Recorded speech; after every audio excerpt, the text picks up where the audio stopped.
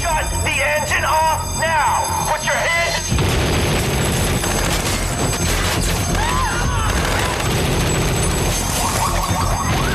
You know, if this thing goes right, could be your turn to step away too.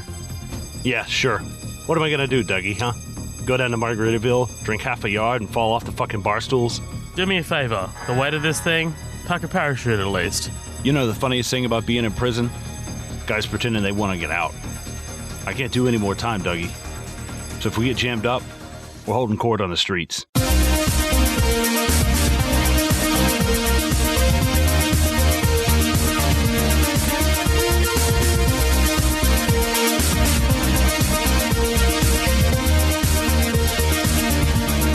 Doug McRae leads a band of ruthless bank robbers and has no real attachments except for James, who, despite his dangerous temper, is like a brother. Everything changes for Doug when James briefly takes a hostage bank employee Claire. Learning that she lives in the gang's neighborhood, Doug seeks her out to discover what she knows, and he falls in love. As the romance deepens, he wants out of his criminal life, but that could threaten his relationship with Claire. Welcome to another feature presentation of Midnight Double Feature, and on this episode, we'll be covering 2010's The Town, directed by Ben Affleck.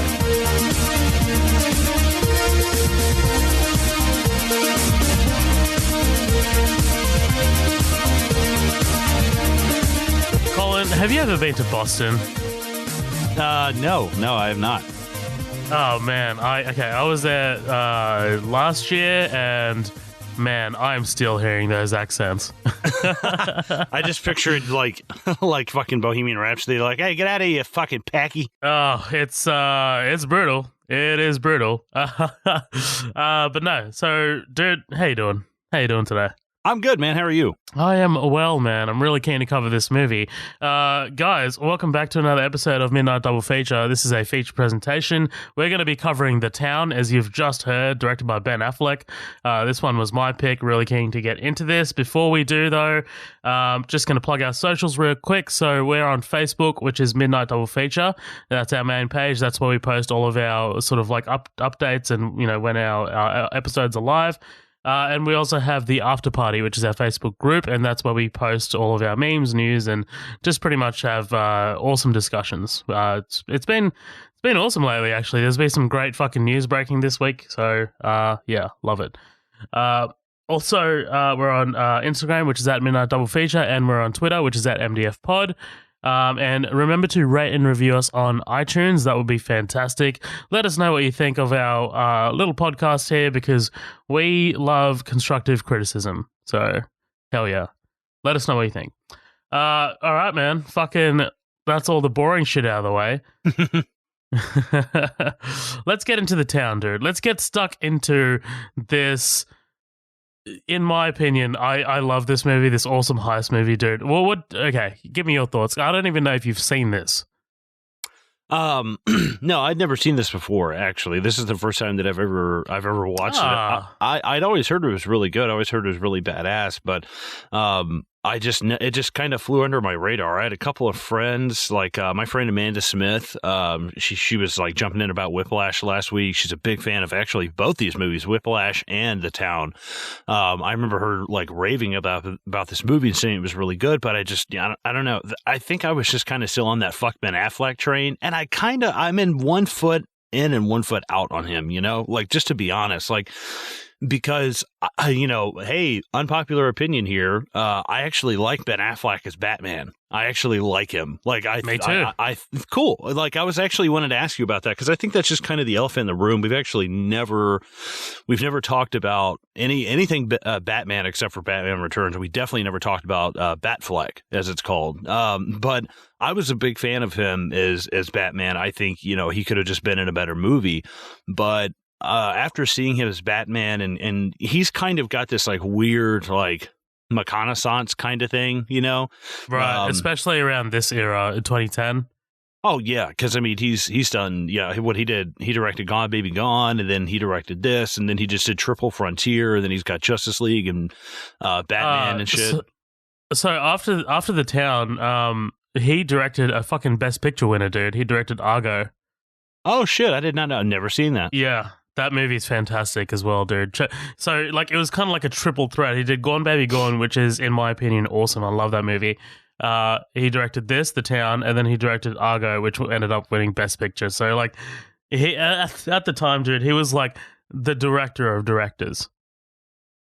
Right. Yeah. I think that, you know, despite whatever you may say about Ben Affleck, it's kind of like my brother and I would always talk about this with music. There's no such thing as a like really like, oh my God, that's just like a bad song. This band sucks. You know, it's like, no, that's just not your preferred thing. And I feel that way about Ben Affleck sometimes. Like a lot of people don't like Ben Affleck, but plenty of people do, you know, and like there's plenty of movies I've seen him in that I like him in. But there's plenty that I've seen him in that I don't. And I'm kind of just like 50, I can take him or leave him. I want to like the guy because he's good. He's very good in this. And he's been good in most recent things that I've seen him in. But that being said, like I had no idea he directed this until the credits rolled. I was like, oh fuck. Ben Affleck. I was like, holy shit, I had no idea. And that, like, not that was because given what I knew about his like filmography as an actor and a director, it really wasn't any kind of like revelation. You know, it wasn't like, oh fuck, Jeremy Renner directed this. What the fuck, you know, and like what anything like that. But I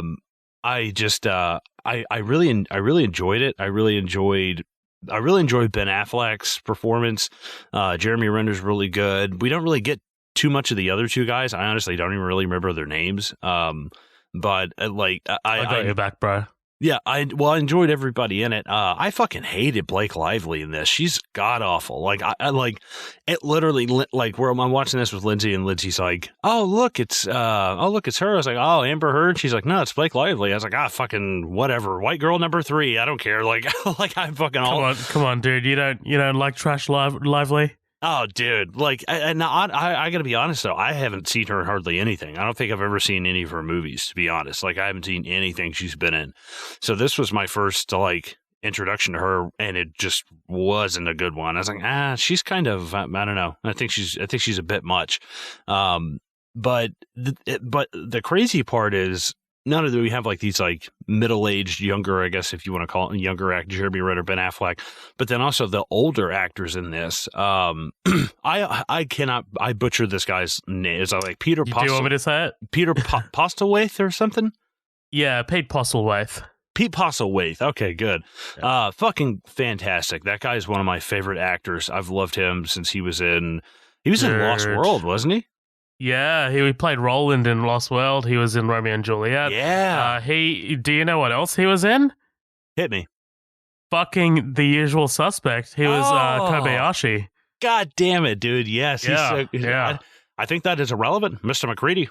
Like, God damn it. He's so good in that. He's awesome, dude. But it's really sad because he passed away after this movie came out, like a year after. Dude, he doesn't look good in this, man. Like, no, just to be honest, I was like, what a trooper for. I mean, like he. Oh fuck yeah! I mean, what the goddamn, dude? I couldn't imagine how difficult this was. I mean, but even then, he's still like, even though knowing the personal struggle with him and seeing him, and you know, the character is like a smaller kind of guy. It's like he's still so fucking intimidating.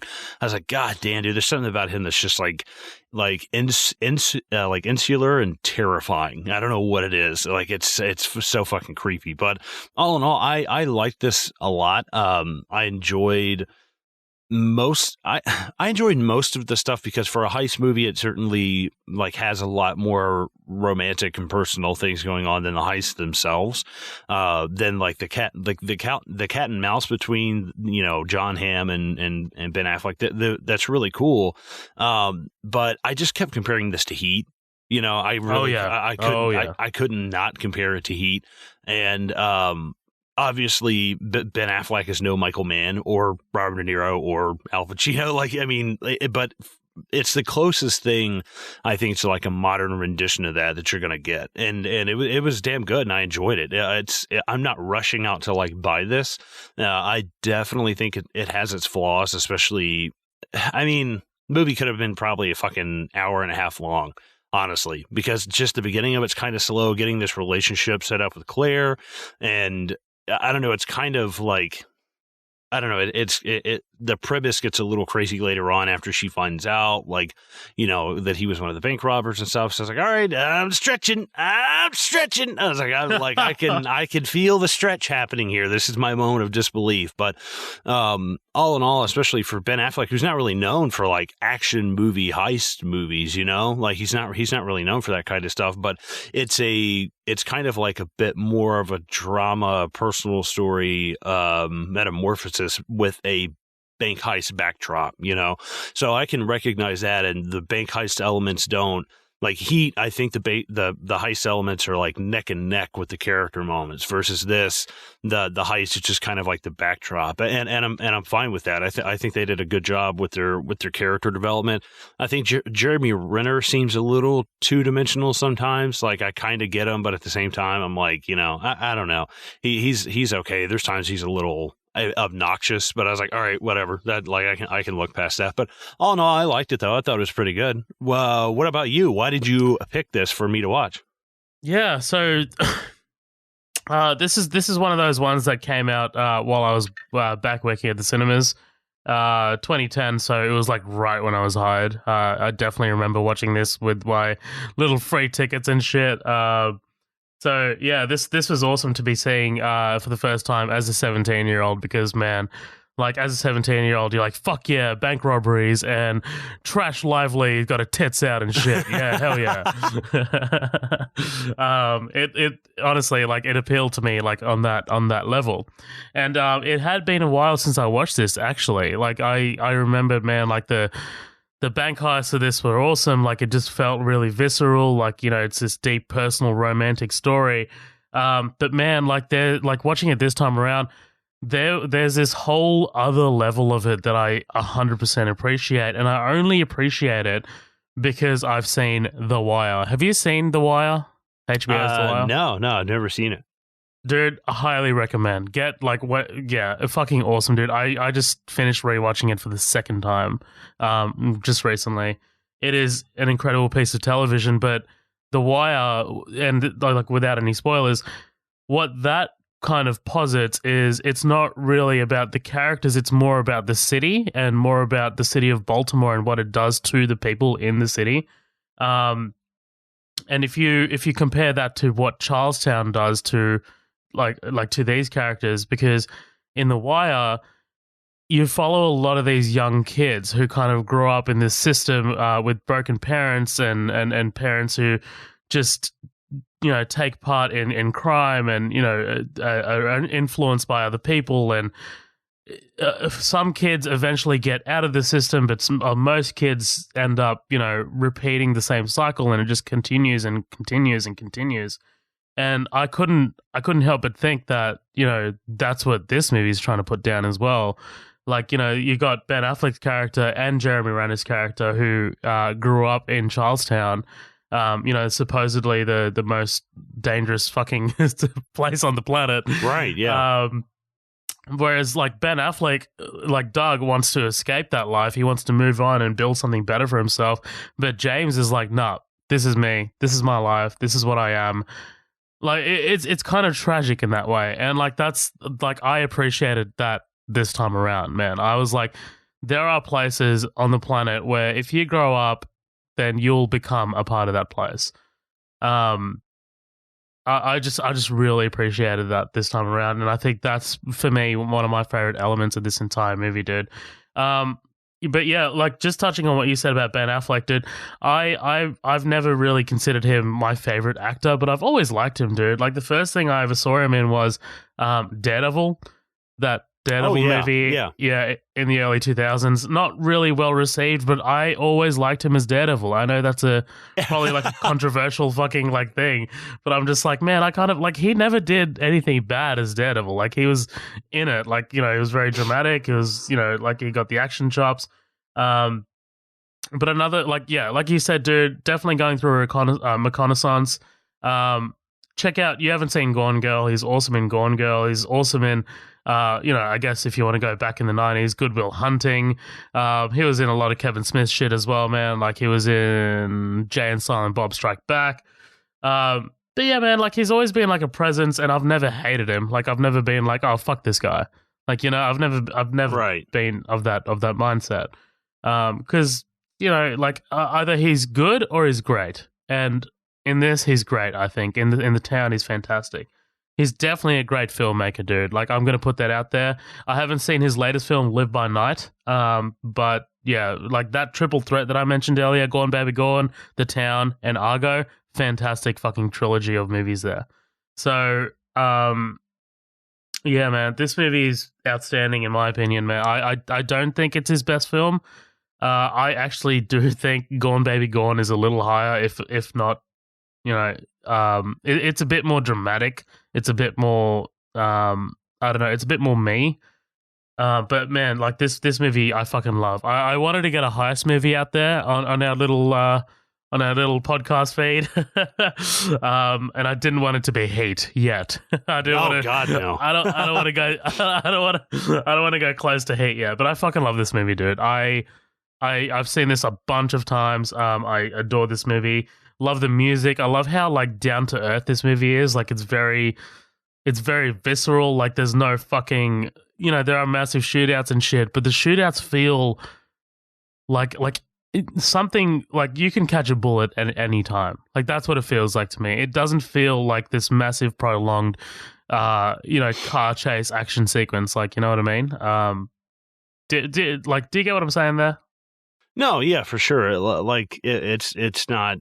It's tasteful in what it does. Like I wish it had just a little bit more meat on the bone, like shootouts and heists and stuff. But at the same time, I'm not like, oh man, I was undersold on that. There was just barely enough, but barely enough, barely. Right. But yeah, man, like for me, like when I was 17, it was all about the heists and shit, and I completely agree with you. Like I do wish that, like, I think back then I wish there was a lot more, you know, bang bang. But man, I got to tell you, this time around, definitely watching it from the lens that I watched it after The Wire. You know, just being this ambitious guy who grew up in the wrong place, you know, becoming something you didn't want to be, influenced by people who were on the wrong side of the law, wanting more. I love that element of it, dude. And like I think that's why this movie just this time around just went up a notch for me. This rewatch. So yeah, dude, that's probably all I have to say at the moment. Do you have anything else before we jump into this bitch? Yeah, fucking happy birthday, Bill Paxton. By the way, it's my May god, 17th. Yes. Fuck yeah, dude. Rest in peace, my man. Miss you, man. Miss you, bud. Like, God, that sucks. I was just watching. Game over, man. Game over. I was just watching. Somebody was talking about Independence Day at work. Someone's like, yeah, the one with Bill Paxton. I'm like, Bill Pullman. I'm like, close. Dude, I'm like scanning my head. I'm like, wait, I don't remember him. I'm like, are they messing him up with Randy Quaid? Yeah. Did you ever see Frailty with Bill Paxton?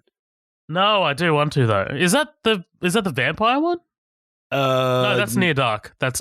Yeah, Near Dark's fucking good though. Yeah. I love me some Near Dark. No, check out Frailty though. It's great. Oh fuck yeah. Anything else that's relevant to the town? Or no? No, nothing. Just Bill Paxton. Oh yeah, fuck yeah. Honestly, dude, we can be on any podcast, and I'm happy to shout out fucking Bill Paxton, dude. Yeah, of course. I'm like, dude, fucking seeing Lance Henriksen play that knife game with his fingers. I'm like, oh, two of my fucking favorite actors of all time, like right there. Fuck yeah, just dripping wet you are. Yeah. From that wizard sleeve beneath your leg. Yeah. Dude, one more thing before I go, before we move on. I do want to mention Jeremy Renner and how far he's come, man. I want to say this is an early role for him, but it really wasn't. This wasn't the first time I saw Jeremy Renner in like kind of like a prolonged role. The first time I saw Jeremy Renner was SWAT. Did you ever watch SWAT? Oh, Michelle Rodriguez movie. Yeah, not a great movie, but he's the villain in that. I remember it. Yeah. He's definitely a presence in that movie, man. And I was like, man, I really like this guy. I want to see more of him. So I think that was like 2004 or some shit. It was really early. So 2003, my bad. I'm looking it up now. So yeah, 2003.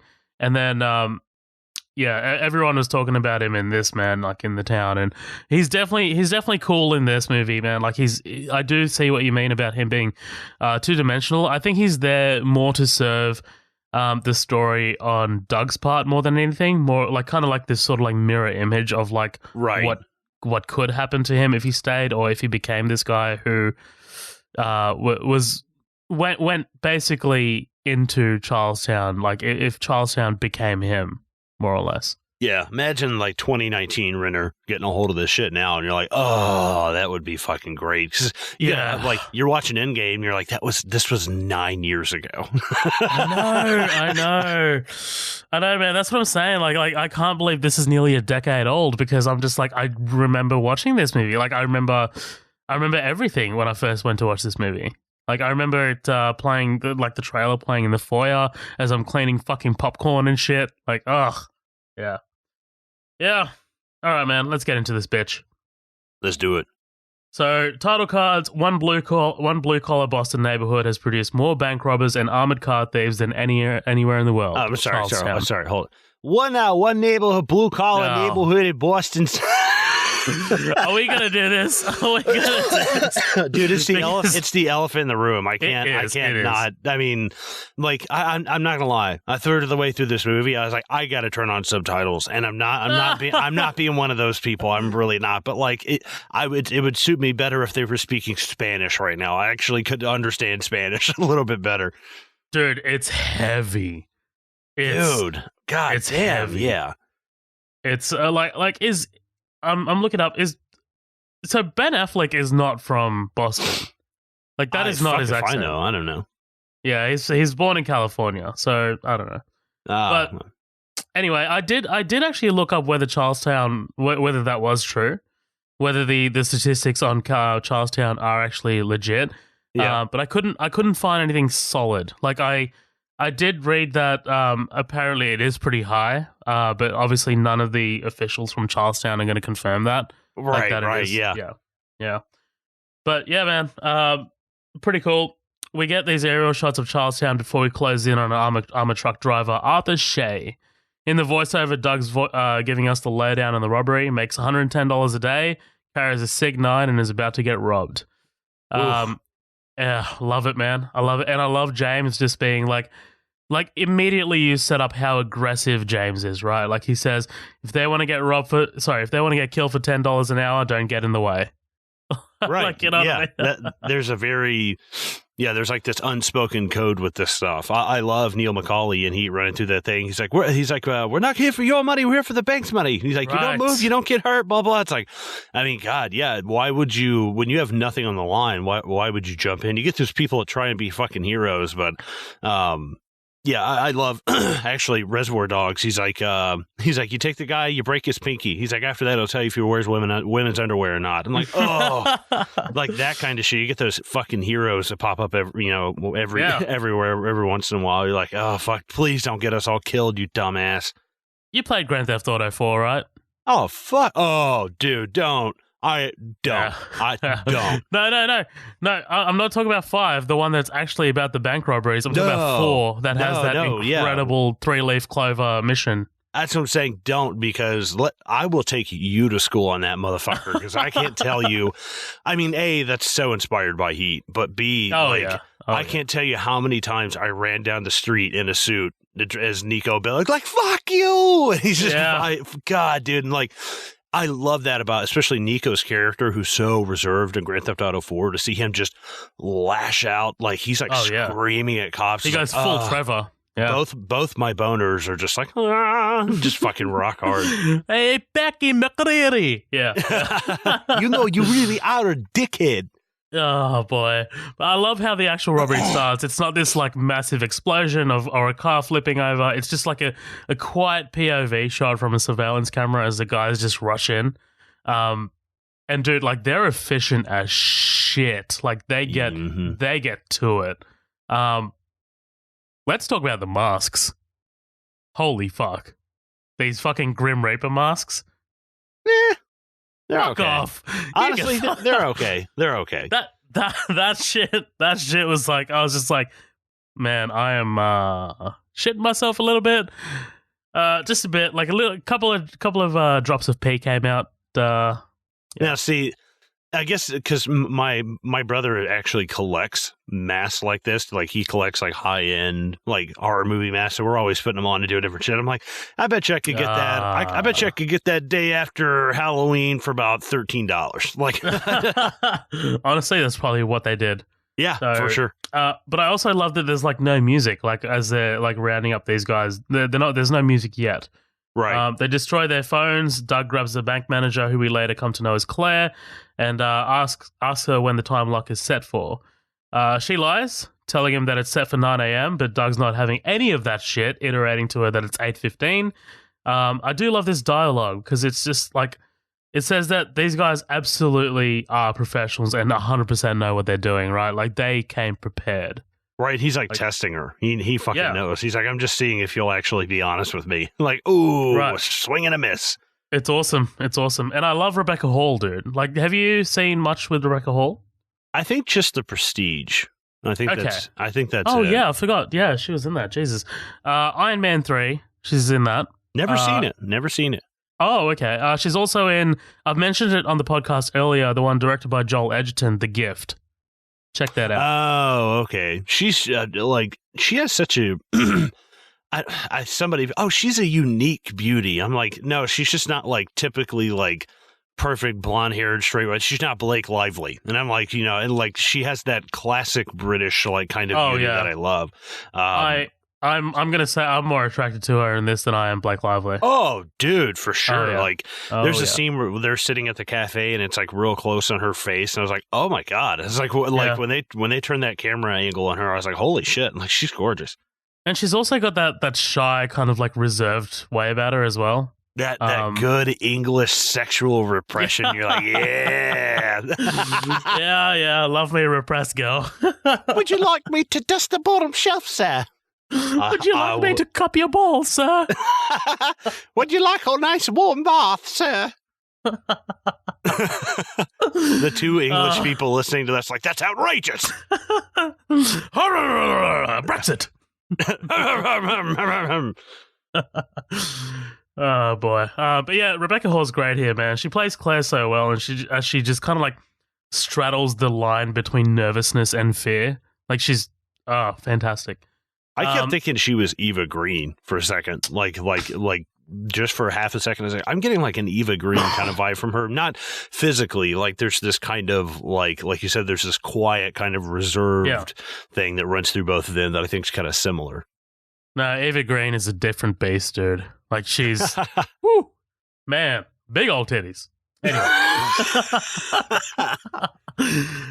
Also, it doesn't help that James is yelling and saying that she's stalling, right? Hey, James, quick, like, just let her work, dude. Yeah, give me just a second. Like, imagine trying to put your key in the door as somebody runs up the stairs at you and someone's just behind you like, fucking go. And you're like, all right, dude, you got to stop. I need you to stop. I need you to back off and just let me work here. Doug calms it down. No, imagine how annoying it is when you're driving and someone's just like, dude, and you're like, dude, I have eyes, I can see, and then somebody's like yelling at you like that. Like, just I'd love the fuck off. I'd love as she's putting in the commendation, she just stopped. She's like, I could do this a lot faster if you stop yelling. Just like gets his confidence out of nowhere. We have these team building exercises they've been showing us here. Doug calms her down, telling her to breathe and to take her time. And you can hear the empathy in his voice, right? Like, yeah, it's like you can tell definitely which one's Doug and which one's James. She opens the vault. They grab the surveillance tapes and fry them in the microwave. Meanwhile, there's a knock at the door. Man, this shit is intense. Like, the music just kind of like drops out and it just becomes nail biting. Amazing couple of shots here as like Claire reaches for the silent alarm and just looks up and Doug's just staring at her with the specter of death mask. Mm-hmm. And then it's all quiet. Do you think he knows she hit it? Or he knows that she... Okay. He definitely knows because like he sees it, he like hesitates and he's just like, we gotta go. Right, because if this is Jeremy Renner who sees her, this bitch is fucking dead. Yeah. Like, she's dead as fuck. Well, like, James loses his shit because he thought that Victor Garber's character just fucking hit it. And he's like, we were at the door, you fuck. He literally, like, breaks his face. Yeah. Fuck, wild. Also, Victor Garber also was in Argo, so I guess Ben Affleck likes him. So, James takes Claire as an insurance policy, much to Doug's surprise. I love the music with the violins, man. Anytime you have violins in your score, you've got me. So, yeah. As they're making their escape, Doug tells Claire that she's going to be okay, that nobody's going to hurt her. And I love, like, as soon as he says that, you cut over to, like, James, who's just laughing. They drop her off by the river, and we go to title card. They dropped her off in a van down by the river. What the fuck? Have you never? Whoa, you don't know living in a van down by the river? No. Oh my God! What is that? That's Chris Farley, like SNL, like early '90s, like. Dude, oh my SNL God! Is not a thing here. But good God, wow, Jesus! Still, it's Chris Farley though. Holy shit! I know. I do love myself some Chris Farley. Hey! Oh, no! What is he? No crying on the bus. Or fucking Billy Madison. I felt like I was trying to throw a punch in a dream, and I threw such a hard punch that it just like off your face. Like I'm like, oh, I gotta sit down. just back off. Yeah. Yeah. We meet Agent Frawley, played by John Hamm, and Agent Kiampa, played by this guy, Titus Welliver. His name is Titus. Weird. I know. But he's been in heaps of shit, dude. Like, he's always got, like, bit parts and stuff. This is actually probably the biggest thing I've seen him in, to be honest. Like, the most pronounced role. So they're investigating the bank robbery. Frawley asks whether the manager was under duress when she opened the bank. A damn good question, dude, because it's like, you can tell he's already efficient because he's kind of, like, already questioning whether the bank manager was in on it. Like, you know what I mean? Like, whether, like, by asking him whether she was under duress, like he's kind of gauging whether there was any kind of cooperation or like an inside man situation. Right, yeah, just kind of pushing her buttons, seeing how comfortable or uncomfortable she was. Totally. They find the dye packs and the traces. The van is torched in the middle of Charlestown. Frawley says they have new pros on their hands. Doug meets with the crew at the hockey rink. The guys want to know whether they're taking hostages, and now, and Doug shuts that shit down. James walks in saying that they have a problem, handing Doug Claire's ID, and they're afraid because they find out that she lives locally.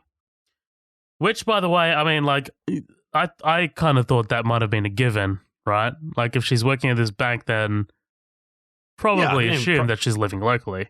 Yeah, probably within a 10 to 15 mile radius, you know? Yeah. So I don't know why they're so, like, surprised, but whatever. And James suggests scaring her because he's a fucking lunatic. Well, the part that kills me is she's like, oh, you know, this bitch lived, 4 blocks away from us. You know, she recognizes us or something. I'm like, yeah, God knows she wouldn't be able to spot out 4 white guys with Boston accents in the middle of Boston. Wow, that'd be crazy. Right. Dude, it'd be different if you were like, oh, we're the only 4 guys from Boston in fucking like Saudi Arabia. Like, yeah, you might stick out. Like, but I mean, you're in the middle of Boston, dude. Like, I honestly, like, I don't rob banks for a living, but I'm not going to sit here and say that this, I don't know, is it really worth all this? Like, do you think she's really going to figure out who you are? Like, just because you're 4 blocks away from her? Like, you've never seen her in your life. Why would you bump into her again, you know? Yeah. I mean, like, I guess it's kind of like that no chances sort of thing. And look, I mean, like, one of their crew members, Albert, like, you can spot that fucker coming from a mile away. He's just walking out of a Krispy Kreme's. God damn. Hey, that is not. I'm not fat shaming. Okay, I'm fat. All right, so it's okay. Yeah, you got real nervous there for a second. I did. I was like, please don't send me emails. I thought you're just sweating because you're fat. No, that is why I'm sweating. Legit, dude, it's 90 degrees. I have no shirt on, and there's so much sweat under my tits right now, dude. I'm sweating my ass off. Please tell me more about your tits and how you have no shirt on. Hold on, let me get a sweaty fiver out from under my left tit real quick. Tell you all about it. You get glitter, just dump glitter all over yourself. Oh man! Look, okay, I'm Robert Pattinson. You know what? This is going to be the episode where people unsubscribe. No. It's gonna be this one. You guys have got fucking Colin's sweaty tits in your head now. Hold on. Oh man. Claire meets with Frawley. He asks her some boilerplate questions. She explains that she didn't try and escape because they had guns and they just let her go. And I love that Frawley just like seems unconvinced, right? Like he's just like, I'm not really buying that. If you talk to the FBI, we will come to your house and fuck you and kill you. Jesus. Yep. Cut back to the guys. The guys are talking about the loot, and this is the first mention of the florist. So I just want to mention here, I think, Colin, so you watched the theatrical version, I watched the extended version. Right, so I'm probably going to be talking about scenes that you have no fucking idea about what about. So I think this might be the first one. I can't remember because I think I've seen the theatrical only once, and since then I've only seen the extended. So because they meet this guy, like essentially they give like this guy that gives them the weed. Is that in the theatrical? I don't think so. No, with Peter Bosselwith. Yeah, it's before that. It's just before that. So what they do is like they go sit down at this guy's place, and they're talking. Like James gives him his reason like for breaking Victor Garber's face. It's kind of like I'll because like it's kind of intercut with like Frawley, talking to Claire. He's saying that they're going to catch them, that they're the FBI, and that he knows where they are. You've got that definitely in the theatrical, right? Like he goes, 370 bank robberies. Fuck. Hold on. Sorry. My notes are just. Sorry, guys. This is great listening. 370 bank robberies in Boston last year. 90% of the perps are from Charlestown. First thing they do when there's a Charlestown robbery, they close the bridge. And this is when Doug and James go to visit this guy, Mike, to give him the 100K. Mm-hmm. I do love, like, Jeremy Renner's sort of, like, nervous energy throughout the movie. Like, he's kind of, like, he's never chill. Like, you know what I mean? He's always kind of, like, either tapping his foot or, like, tapping his hands. Like, he's always kind of, like he's on cocaine. Yeah, like he's like the Michael Cerrito, Tom Sizemore of Heat. Like he's the one who's like, the juice for me.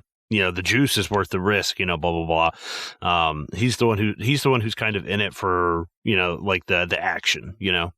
Yeah, he goes out the same way Cerrito does as well, right? Right. Yeah. Exactly. Pretty cool mirror. Yeah, for sure.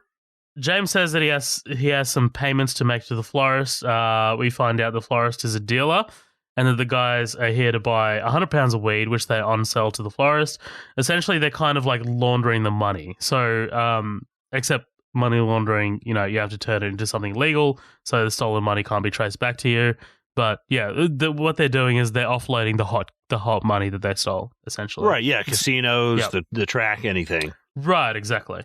They take the proceeds of the sale to Fergie, aka the florist, played by Pete Postlethwaite. And I just wrote for you because I figured that you wouldn't remember. I was like, played Kobayashi in The Usual Suspects. Passed away a year later in 2011. Yeah, like, what did he pass away from? I think it's cancer, wasn't it?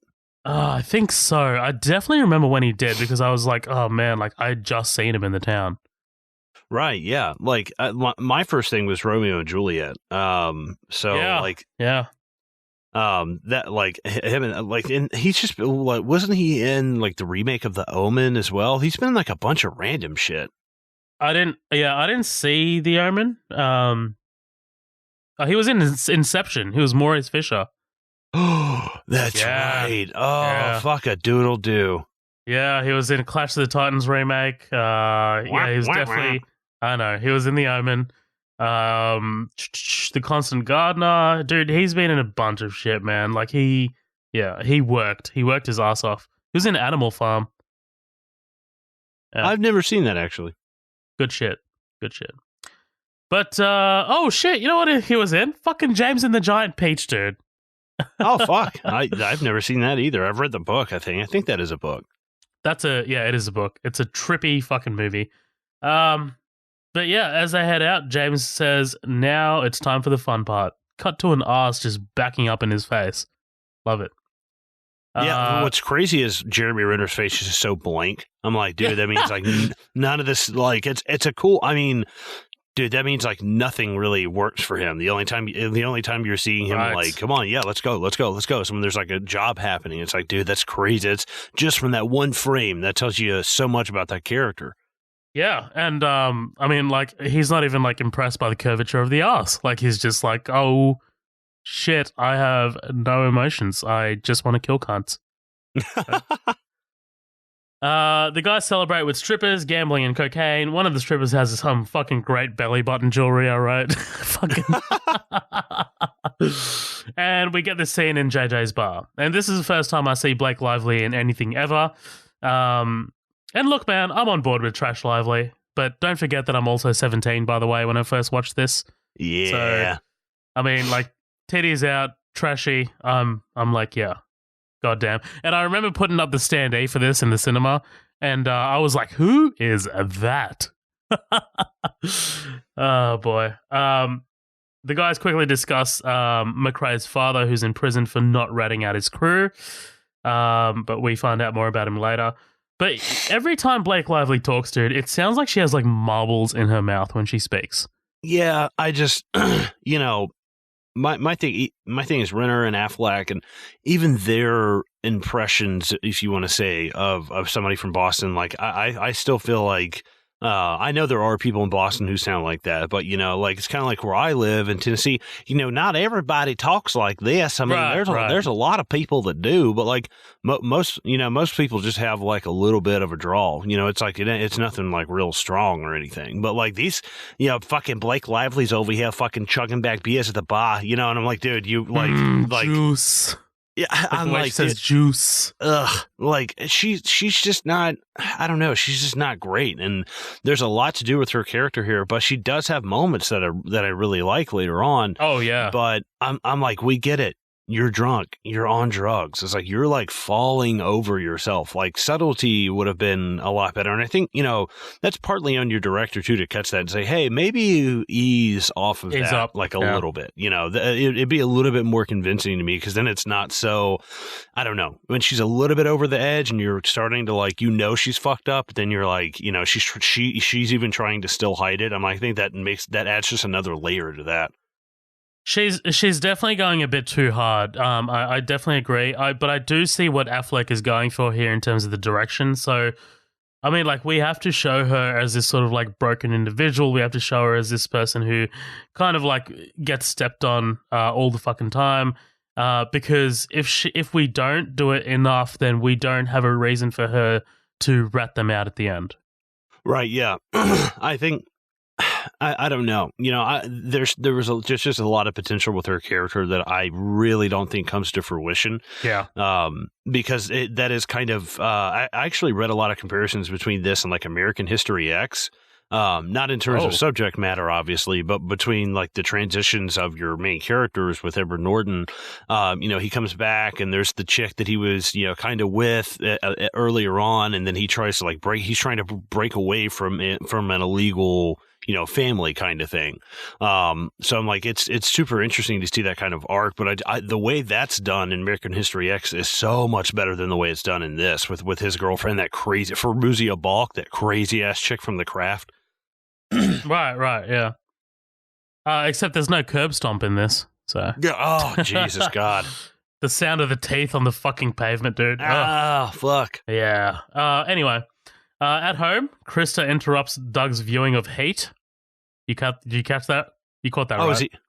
Is he watching Heat, really? He's watching Heat, yeah. Oh, fuck, I had no idea. Yep. She, like, dude, if anyone interrupted my viewing of Heat, I'd be like, fuck off. Just leave now. But she just wants some dick and lets herself in. I know you can hear me. I remember this scene very vividly for obvious reasons. Yeah. It turns out Blake fucked Batman before she fucked Deadpool, I guess. Or Green Lantern, because she was in that movie as well, and Ryan Reynolds, and they met the year after. So technically, she fucks Ben Affleck. She fucked Daredevil before any of them. So there you go. Oh, yeah, there you go. Bullseye. Speaking of Doug lasts like 20 seconds. Also, I thought that, like, I used to think that he lasted like 20 seconds, but really, I'm assuming that he's not hard because she just gives up. Yeah, I was wondering about that. I was like, either this is just like the lamest sex scene ever, or he's like, hey, your pussy is so diseased, like it's burning, like my dick is burning right now. Like, have you seen The Dictator? No, Oh my god! As soon as he finishes having sex with like Megan Fox, he's like, and now you have herpes.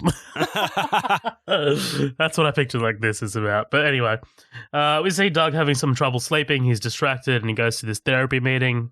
We're not going to spend too much time on this. It's not overly, we get a look in of Doug stalking Claire, and all the best relationships start this way, to be honest. So. Oh yeah.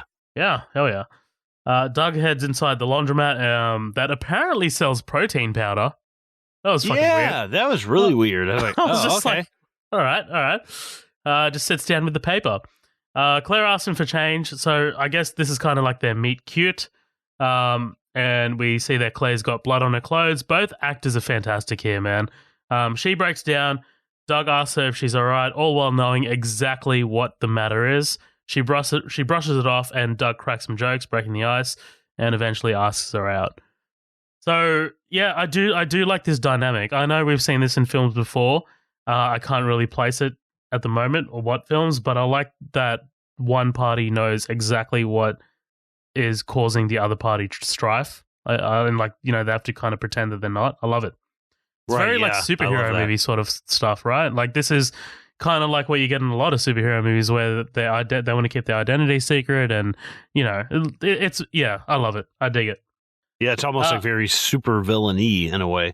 Yeah, exactly. Cut to the FBI raiding a crack den, and man, these guys just get after it, dude. These takedowns are brutal. I love it. I love the fucking chick. Fucking cocksuckers, get off him. It reminded me of American Gangster with is that Kurt? Yeah. Kurt? No, not Kurt. No, Russell Russell Crowe. Jesus. Yeah. When he knocks on the door, that guy barely opens the crack, and he throws the search warrant in. It's like, oh man, this reminds me of that. I love the chick comes flying out of the bathroom, and he just like kind of turns his shoulder a little bit and like shrugs her off. I'm like, yeah, right, dude. Yeah, exactly. Yeah, fucking right. Frawley sweats this guy, Henry, wanting information about the Cambridge job. Henry says a kid gets into the junction box so they can get into the vault because everyone else does trucks. Doug and Claire chat. Doug says he works for Boston Sand and Gravel. Claire says that she works at the ice rink, or volunteers at the ice rink, but the city won't put money into it. They get to talking about toonies and townies. It's all cute. They flirt during their walk. I think that these two have pretty good chemistry, to be honest. Like, I like their back and forth. I buy them, to be honest. So, yeah, and I like the fact that she just like addresses this like outright. She's like, "Hey, listen, this happened. It actually shows you so much about her character because it's like, listen, this wouldn't be fair to you if I withheld this information, but he's doing the same thing. It's like, dude, like right. what the kind of information you're withholding is fucking insane, man. Right. Yeah, it's not an even playing field. But I also love the subtext of the story here. Like, you have to remember that this guy and his friends essentially fucking kidnapped her a few days ago. Like, can you like imagine? Imagine you're out on a date with someone. Like, I mean, obviously it's not going to happen to us because we're fucking men. Yeah. I mean, unless some fucking Sarah Connor badass woman like kidnaps us one day. But like, can you imagine like finding that shit out? Or like, wild. I don't know, because part of me is like, imagine all this shit happens, and then you find out later, that's just chick you're dating. She's like, yeah, I was one of the people that like, robbed you. I'd be like, really? Oh, well, okay. Like, I don't really know. Like, I don't know. I can't really say because I'm not in that situation. But in a way, it's like, I don't know. It's like, is it personal? Like, no, it's not really personal. Like, I know how crazy that sounds, basically saying that wouldn't upset me. I would obviously be like, hey, that's kind of not cool. I would not be happy about it. But at the same time, like, I don't know, kind of understanding in the way of like, that's not a personal thing. Anybody could have been the bank manager. I get what you mean. But it's also like, it's also to Sarah. Sorry, to Sarah. Where the fuck did I get Sarah? To Claire. Sarah. To Claire. it was also a very life-threatening situation to her, right? Like what James did to her assistant manager, like that could have been her. Right, exactly. So I guess like that apprehension of like violence as well kind of plays into it quite a bit. But yeah. Listen, I know what it is to be in a woman's head. I've been assistant bank manager before. I've been held up. So why don't you just sit back and let me talk about this for a second? No, I'm just kidding. Man, I remember like did you, when you used to work at the cinema did you work behind the counter, right? No, I did not. I was like third shift janitorial crew. Oh, yeah. Well, like I worked behind the counter and also like the cleaning as well. So like they used to like rotate us. But when we worked behind the counter, like we also had the silent alarm that like the switches there. And like, you know, they also had like procedures like you weren't allowed to hit the silent alarm if you were being held up. You could hit it when they left though. Like that was always the thing. Like, oh, the money's insured, and hit the silent alarm when it's when they leave. But like that never really came to fruition. Like no one ever was in that situation. Thank fuck. Dude, I'll tell you something crazy really quick. The movie theater that I worked at, there was a bank very close by, like less than a quarter of a mile away from this movie theater. And one day this guy walks in, wearing all black with like a skull mask on, wearing all black. He's got a handgun and got these huge boots on. He's wearing like multiple layers of clothing. They can't identify who he is, like as a person, covered head to toe, no skin, you know, nothing. They empty all the money into a bag. He gets into a stolen car. He goes flying through this huge, like multi-million-dollar like suburbs. It's like the nicest like house to selling for like $13-15 million. Like where I grew up as a kid, on the nice side of town. I grew up on the other side of town, but these people living in this huge ass like lake houses. Dude goes flying through these suburbs, goes flying through somebody's backyard, gets out of the car, gets on a boat, fucking swims away, and nobody knows who took all the shit. I was like, fuck? Holy fuck, man. Like going 90 through like these tiny ass like suburban neighborhoods. I was like, holy fuck, man. Never got caught. I was like, what the fuck? God damn America. That's fucking so American. Dude, really, for sure. just kind of like fucking insulting our entire listener base. Mm-hmm. They go for a boat ride. This just reminded me of Pearl Harbor so much, man. Like that also had a sequence of like Ben Affleck on a boat trying to woo a girl. It actually did. It was fucking reminiscent. They break onto a boat unbeknownst to Claire. This is all adorable, but also really kind of wrong. But you know, trespassing, breaking, entering. Claire just outs with it. What do you think, or what do you know about bank robbers? You're from Charlestown. Doug tells her the story about when he was a kid, he'd see the guys at JJ's bar. They were like rock stars. You'd hear about the jobs they pulled. The kids in the ice cream parlor would have their nose pressed up against the glass, wanted to be like those guys. But Doug just wanted to play hockey. I love that, man. I love that he kind of wanted to be this person, like this, like as a kid, he never wanted to be a part of the life. But like the place that he grew up in, the neighborhood just dragged him in. Love it. The next day, we get James meeting with Doug. You check on that thing. Ren is great, man. Like he's got that like subtlety. He's trying to be subtle. No need to remove it from the equation. Oh, God damn. Jesus fuck, man.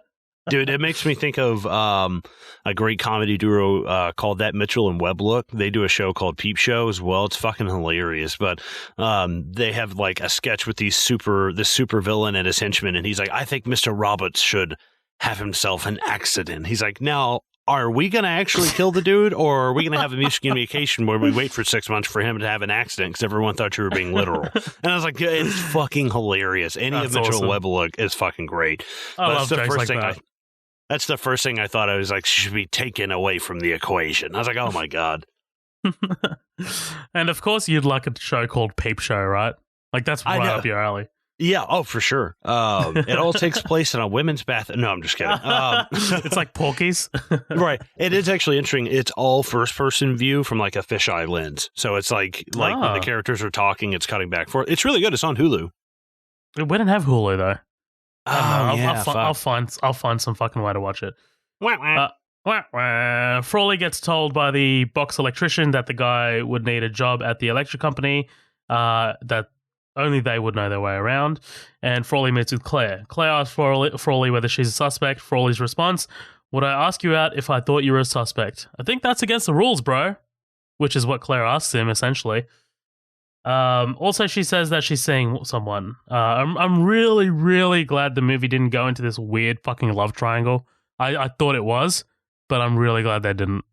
Oh, so again, I haven't seen your version. So Ham asks out Rachel or Rebecca. Oh, yeah. I didn't know that wasn't in the extended. So, yeah, essentially they're having like some sort of like lunch or some shit together. And basically, Claire's kind of like Frawley's asking Claire some questions, like just kind of like, subtly, but also, not officially. And, Frawley says, would I ask you out if I thought you were a suspect? And like Claire's like, I thought that was against the rules. And he's like, it is. Yeah, bro. Yeah, that's against the rules. Yeah, super weird. But that's what I'm saying. I'm really, really glad like that they shied away from this shitty love triangle bullshit that probably would have gone down. I already think this movie's too long as it is, so I couldn't imagine having all those deleted scenes. I'd be like, okay, come on. I don't need this shit. Yeah, there are a few in there that definitely... honestly, there is one that we'll get to later that's really kind of important. But yeah, there are a lot of like bullshit that's just like, yeah, I'll only watch this because I really like this movie. But if this is the first time watching your movie, I can tell if you're bored. So... that night, Doug picks up Claire and she tells him about the Cambridge robbery. It's fascinating to watch Doug's reaction here, and to just like wonder what he's thinking as she's telling the story. Right. He says, "I'm sorry." Love that, man. I'm sorry, and she says, "It's not your fault." Fuck. I love this shit, man. It's awesome. I would have loved if she was like, I mean, come on, Doug. I mean, it's not like you put a gun to my head. Man, this script writes itself, dude. Like, it's so like, as simple as the story is, this is what I was telling you earlier, as simple as it is, like it's actually quite deep at points, I also don't want to go past the fact that this movie is based on a book. It's based on a book called Prince of Thieves by Chuck Hogan. I'm not sure how close it is to the book or anything like that, but if anyone's read the book that it's based on, Prince of Thieves, definitely drop us a comment. I'm actually really keen to figure out whether it's like really close to it or not. Now, have you ever seen The Strain, that Guillermo del Toro TV show that came out, The Strain, about vampires in New York and shit? No, isn't that a Stephen King? No, that's actually the writer of this book wrote that with Guillermo del Toro. It's a fucking good TV show, man. Check it out. Yeah, I'll give that a go. Fuck me, man. You're giving me this list. Oh, boy. Holy shit, I lost my spot. Okay, here we go. She tells Doug about the FBI, confirms that an agent comes over and checks in on her, and he just tries to pump her for information as best he can, right? Because he has to be sly about it. Mm-hmm. I just wrote here, by the way, you can't recognize their voices. I think maybe that's what you were talking about earlier. Yeah, I don't know. Like, trying to recognize somebody, unless it was like, unless you're getting blindfolded and they're like, oh, we're going to put the van, huh? And you're like, I'm pretty sure I know who that guy is, That's like, totally what I would do. I would totally put on some fucking ridiculous voice like that. Yeah. Now you go ahead and put your mask on and shut the hell up and get in the back of this van, Peter. That sounded like Cleveland, yeah. Right. Just do something. Yeah. Yeah, you're a good girl, Meg. You stay in school. You're getting slacks. Who wears shorts? I wear shorts. Oh, man. They go visit David at the hospital. David? Oh, yeah, David. Yeah, fucking the assistant bank manager. And love how awkward Doug is, right? But it's also like, does he also feel guilty? Like, I'm sure he does, right? Like, he must. No, like it's Renner who put the fucking boot to him, right? Or not boot, right. But Yeah, it is Renner's character. It is James that does it to him, but it's also like, you're still here because of us. Right, exactly. The cop tells him about the robbery. It's a good thing you're here. Those guys could come back. Claire tells Doug about James's tattoo that she identified. She lied to the FBI about it. If she reports it, they'll make her testify. And Doug suggests telling the FBI, but also tells her the negative immediately. Very clever. He tells her about witness protection, telling her to wait because she's vulnerable in the situation and that she has to look after herself. I love the way he kind of plays the line here. He's like, okay, tell the FBI immediately, tell them straight away, but also keep in mind all the negative shit that could happen to you. And he lays the negative on so thick that he's kind of essentially manipulating her to not tell the FBI. It's awesome. No, for sure. Yeah, for sure. It's fantastic. I watch a lot of CSI Miami, CSI New York, and Bones. I also watch Bones. I don't know why he brought up Bones, but okay. Doug lets slip that he knows Claire has a Prius, covers it up. There's a few of these throughout the movie. Mm-hmm. And she mentions that some guys trashed her car as she was walking through the projects. They harassed her and threw bottles. Immediately cut to Doug asking James for help. I need your help. I can't tell you what it is. You can never ask me about it later, and we're going to hurt some people. Whose car are we going to take? I did like that, yeah. You sadistic bastard, dude. I love him. Yeah, for sure. He's just got that. Yeah, he's got that total. I don't know. He's almost got that Wangro kind of vibe from Heat. Just itchy trigger finger. You don't really know what he's going to do when you show up to the job. And I'm like, dude, that's the guy when the shit goes down. I'll shoot. He's kind of like Mr. Blonde in Reservoir Dogs in a way. And he's not that crazy. He's not psychopathic to that degree. But when the shit goes down and you start throwing those shots first, fuck, I'll shoot you in the back of the head. Fuck that, because it'll drop the heat. Fuck us fucking tenfold when you're out of here. I'm stuck in the middle with you. That's the song? That's the song he plays when he cuts off his ear, right? Yeah, for sure. Yeah. Love it. Fuck, man, we got to cover that one day. Whew. Oh, that's hey, no lie, probably my favorite Tarantino movie. Oh, big call happening here. Oh, it's so good. Okay, so this is something that I know was in the extended thing. They head to this guy Kenny's place, who's a heroin dealer, and make a deal. Doug asks Kenny about the Dominicans who are harassing Claire. Essentially, it's just kind of this little connection of how they find out about these Dominicans and where they live. Cut to the guys rolling up outside, massive sledgehammer and masks. They breach the door and storm the fuck in, beating the guys to a pulp. Love James with the nightstick. Also, fucking broken bottle to the scalp. Yikes. Oh. Yikes. I can't remember if this was in the extended or not, but did you see this sledgehammer to the hand?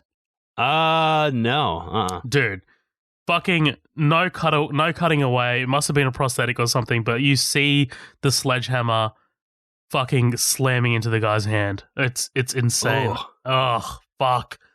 Believe it or not, I have been in a fight in the middle of the goddamn street in Nashville, in traffic. What? We're slamming on our brakes. These people get out of the car trying to fight us, and my buddy gets out, who's in the Marine Corps, and gets out one of those steel capos, a cape or a K-bar, I think is what Ben Affleck has. Has that, yeah, or that long metal, it's like the new police batons, basically. Oh, the nightstick sort of thing. Yeah, the nightstick.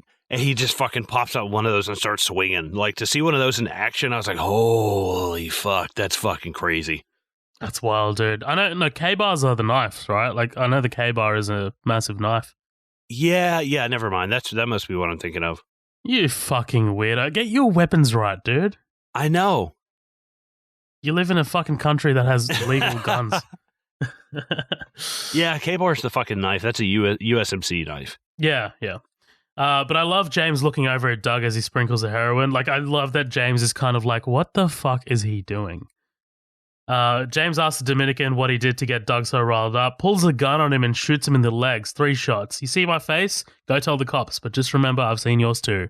Fucking gangster, dude. Yeah, that's fucking total gangster. Fearlessness. Awesome, dude. Doug tells James that he can't be out there killing people, and James just said, hey, you brought me.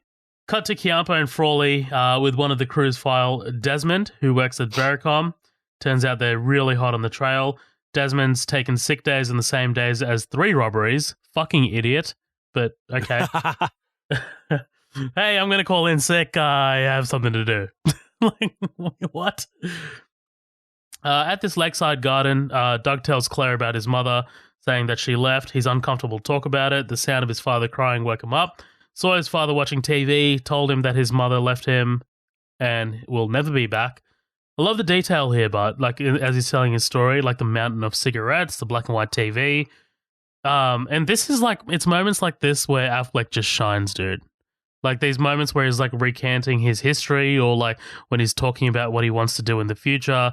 Affleck just absolutely shines in this role as Doug McRae.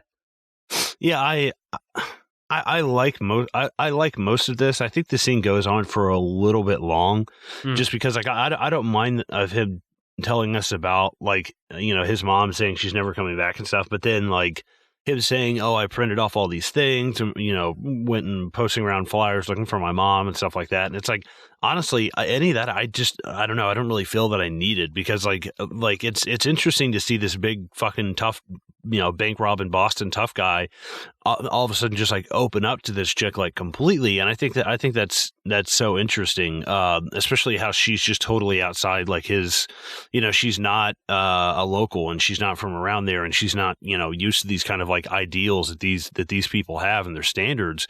So I think that's what's kind of interesting about it, but I don't feel like he would be opening up like so much so fast. I feel like it would be a little bit, because he's so hesitant to even talk about it at first, and then he opens up a little bit, then he opens up a lot. I'm like, I still want to be drip fed that a little bit more, like not so much at once, you know? I get what you mean. Like it's a bit, like as long as the movie is, it still seems a little rushed, like for him to be revealing this.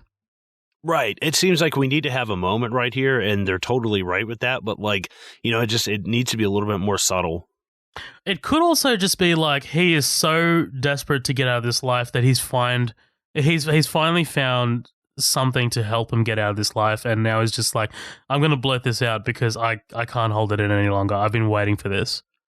Right. Maybe. Exactly. This. Maybe. Yeah. Well, no. It's very like the old Macaulay, and he, you know, it's the story of anybody who's like these gangsters who's like, yeah, I want out, you know. And now you know a little bit about my family, but I'm still not showing you my apartment. How bad can it be? Cut to fucking Krista sucking down a beer with a kid in the other hand. Oh yeah. We find out the crew is being staked out by the FBI. This is intercut with a briefing that Frawley and his partner are giving. We find out that James served 9 years for manslaughter. They nab Doug as the mastermind, even have information on the florist who used to work with Doug's father. We find out that Doug's father killed 2 guards and that there has to be a guard in the cab at all times because of him, even if their partner has a gun to their head. Damn. Imagine fucking committing a crime so heinous that you change legislation. Yeah, right. I was like, holy fuck. And this guy that plays his dad, Chris Cooper. Chris Cooper, dude, he is fucking great. Yeah. Chris Cooper is good in anything you fucking put him Absolutely. in, dude. I first saw him in October Sky with Jake Gyllenhaal, and that is a fucking really good movie. It's a true story. But Chris Cooper is fucking great, dude. He's a really underrated actor, honestly. Absolutely. He's have you seen American Beauty? A little bit of it, yeah. He's like the dad.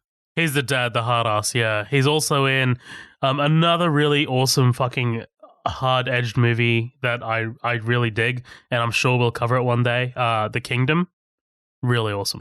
I've never seen that. I don't even think I've heard of that. Yeah, it's Jamie Foxx and Jennifer Garner. It's great. It's awesome. We'll cover that one day. I swear to God, because I love that movie. But we'll never get anywhere with surveillance unless one of these idiots converts to Islam. Ha ha! Let's make a fucking Muslim joke. All right. As soon as I saw that, I was just like, oh, man, I wonder if my phone is being tapped for these conversations now. Oh, man. Fucking CIA and ASIO will just keep an eye on us. Yeah, all my fucking like anti-religious politic like Google searching, and then they're like, he's talking to a brown dude somewhere. We better get in there. He's talking to a brown dude halfway across the world. This is not good. Right. Like he's talking to a brown dude. Is he black? No. Mexican? No. Islamic. Go, move. Just fucking get my door kicked in. He's talking to a brown foreign national who who believes in something weird. Let's go get him. We think he's turning him into a sleeper cell via Facebook Instant Messenger. Facebook Instant Messenger. Fucking Mark Zuckerberg's in enough trouble, dude. Yeah, right. Claire and Doug catch up. She tells Doug about her brother dying on sunny days. Very important. And man, like when she's telling this story, I'm just like, Rebecca Hall is such a fantastic actress, man. Just she sells it so well. Yeah, that and like the lighting on this, I'm like, oh my God, you look like a porcelain doll. Like Jesus, she looks insanely like. I love the kind of like imperfect, perfect beauty. You know, like the kind of like, you know, like obviously she wears makeup and she's very well done up. She's not like freckles. Oh, my teeth aren't, you know, or you know, oh no, I need to get more of a tan. You know, it's like no, you're fucking fine like that. I totally dig that. Right, absolutely. She gets up to go pee or powder her nose or whatever, and James enters the scene. Money, bitch. And this kicks off this intense scene, man. Like James gives Doug shit. Fucking Hawaiian pizza. I love the sound fucking dropping out as Doug spots Claire coming back. And just quickly grabbing the back of James's neck, like at the end. The dynamic here between these three is fucking fantastic, man. I don't even have to like talk about it to know like to highlight just how dramatic this sequence is. Secrets this one, huh? Jim or Jam? Oh. It's both, actually. Oh, dude, this, yeah, the undertone of this whole conversation and her, she's just so she's not oblivious to it. She's like, what's going on here? But like, I love that. I love the fact that she's just not like, oh, he's so nice. She's like, it's a weird conversation. Yeah, you know? I was like, cool. She's not a complete like just totally idiot. Fucking she's not an idiot. She's not just like completely unaware to what's going on. Because like, I mean, like you can see like that little look that she gives like as soon as like James walks away. She's like, whoa, what the fuck was that? Right. James grills Sarah. Why did I keep writing Sarah? James grills Claire about the robbery, trying to pry her for information on how she met Doug.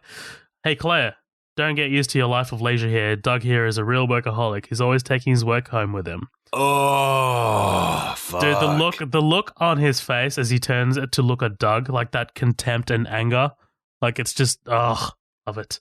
Doug tells James there's nothing to worry about. James is afraid that she's going to give them up. And Renner is awesome here, dude, as he's sitting at this table and he's just banging away at this table. Love it. James wants to move on to the next thing. Doug says he doesn't like the guards on the next thing. Says one kid thinks he's fucking G.I. Joe. Tucks his socks into his pants. His pants into his socks. Kid. Yeah. I waited 9 years in Lompoc for you, motherfucker. I'm done waiting. Of course, he says, for you. We don't fully know why yet, but we'll find out soon.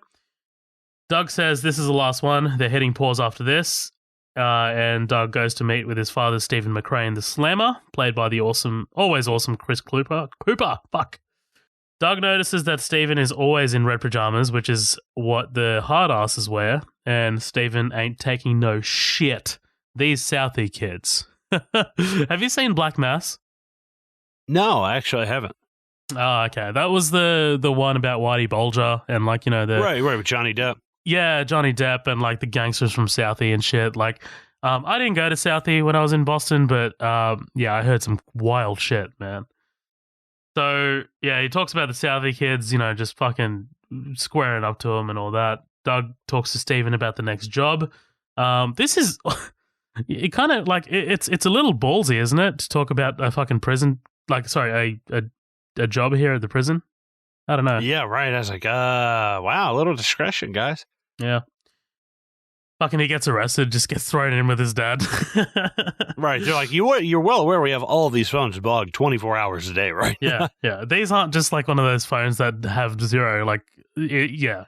It's not like red cups, guys. Come on. Right. Doug asked Stephen why he never looked for his mother.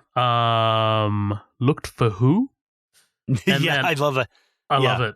I love Affleck's response for my mother. Like, you know, it's just both of these actors are fantastic, but it's like Chris Cooper in this instance, like just what you said, man. He's got one scene in this entire movie, and he makes it work. He makes it work for him.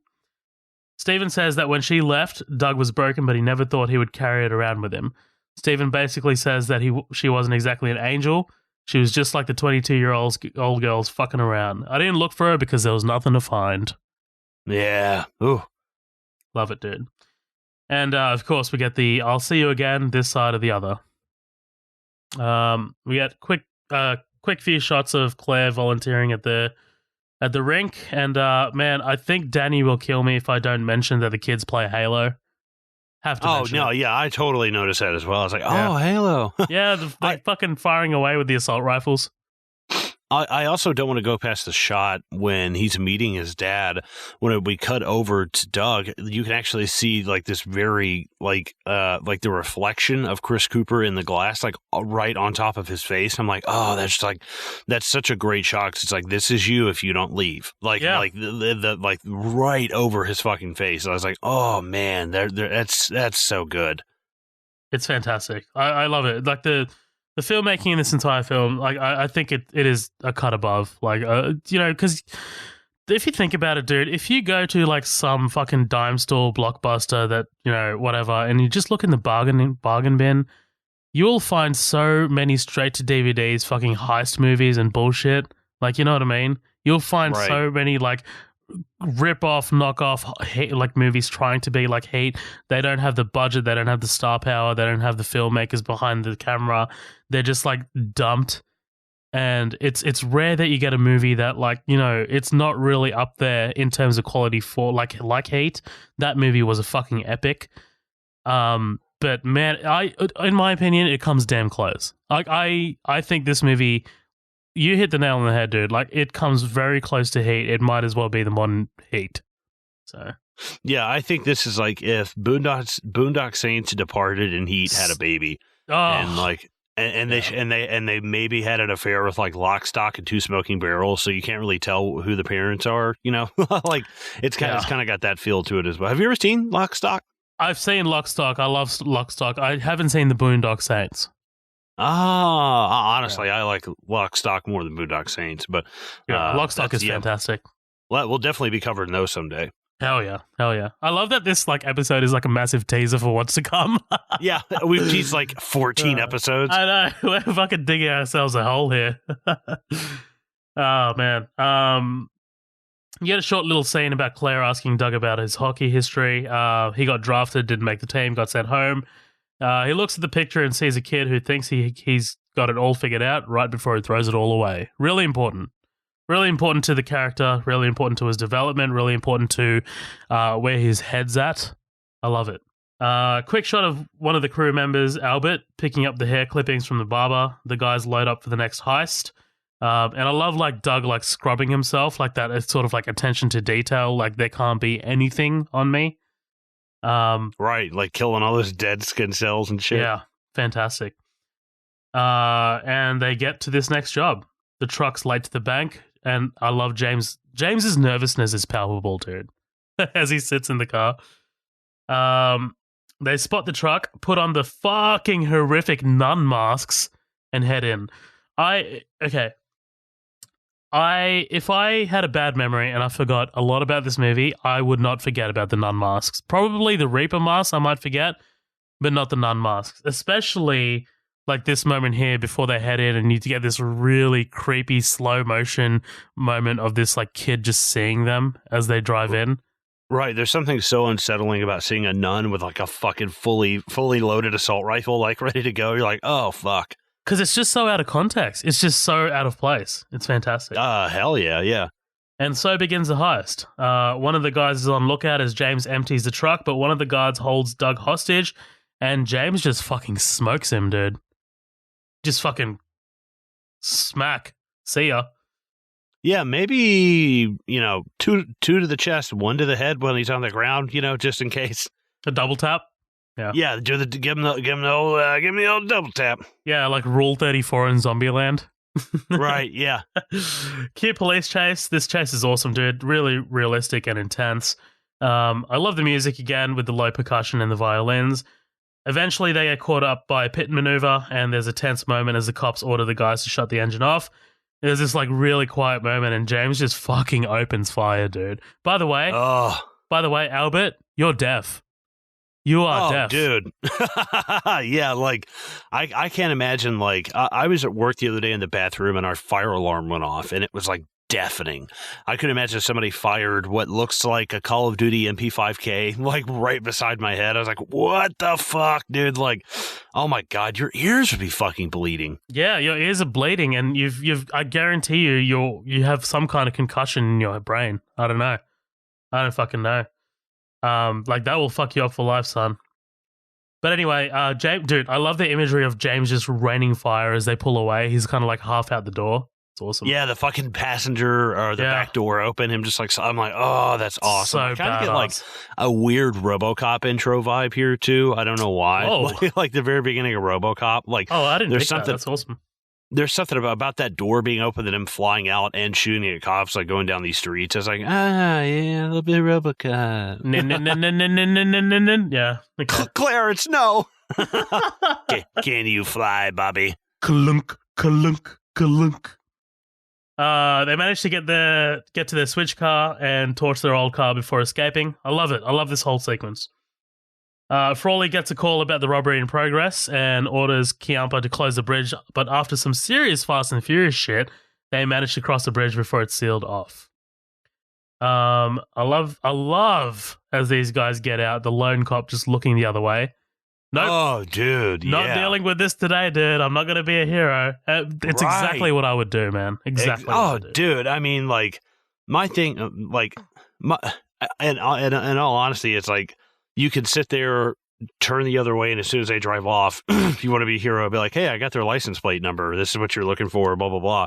But, like, fuck that, man. There's no way, even if you're like, hold it, stop right there. They're going to light your ass up, and you're not fucking going home. And they're not going to get caught anyways. It doesn't matter. Like, these guys are fucking pros, but the way it's framed, like, they all get out and they all literally stop, and just the way that cop looks, just like, he's almost like more annoyed than anything. He's like, guys, I just got a cup of coffee. Like, I'm just gonna look this way. Like, fuck it. He almost reminds me of Kevin from The Office. Like, he's like, I'm not gonna write you up for coming in here and stealing this place. Like I could totally see this being Kevin. I'm sitting here eating Kevin's famous chili. Yeah, yeah, man. I absolutely 100% agree with this character's decision, this cop's decision, dude. I was just like, man, if you call this in, you're dead. But if you don't, the worst thing that happens, you get fired. Like, that's, like, yeah. And honestly, I don't even think you get fired. I think you tell the fucking bosses about this situation, and honestly, they'll probably fucking sympathize with you because they will do the same shit that you did. Right, or you don't say fucking shit, because it's like, this guy looks at me about 50. He's like, how many times I've actually seen this happen? He's like, listen, don't do anything, you'll live through it. Right. But you know what they'll do? Because they leave their car here, right? So what they'll do is like, oh, your patrol vehicle was parked right next to the fucking place where we found the switch car, and boom, that's how they'll get him. He gets out of his cruiser and just lays down on the ground. He's like, "Oh, they got me." Oh no, he punches himself, makes it look real. Yeah. But then I'd call it in, right? Like after they've left, like that's when I'd call it in. Like I don't think I would not call it in. Right. I mean, say something, but dude, in the moment, no, you're gonna get fucking killed. Hell no. All right, man. This is about halfway. What do you reckon about taking a break right here? Let's do it. Fucking awesome, guys. We will be right back. We're going to go take a piss, fill up our coffees, and we'll be right back with more The Town. Don't go anywhere.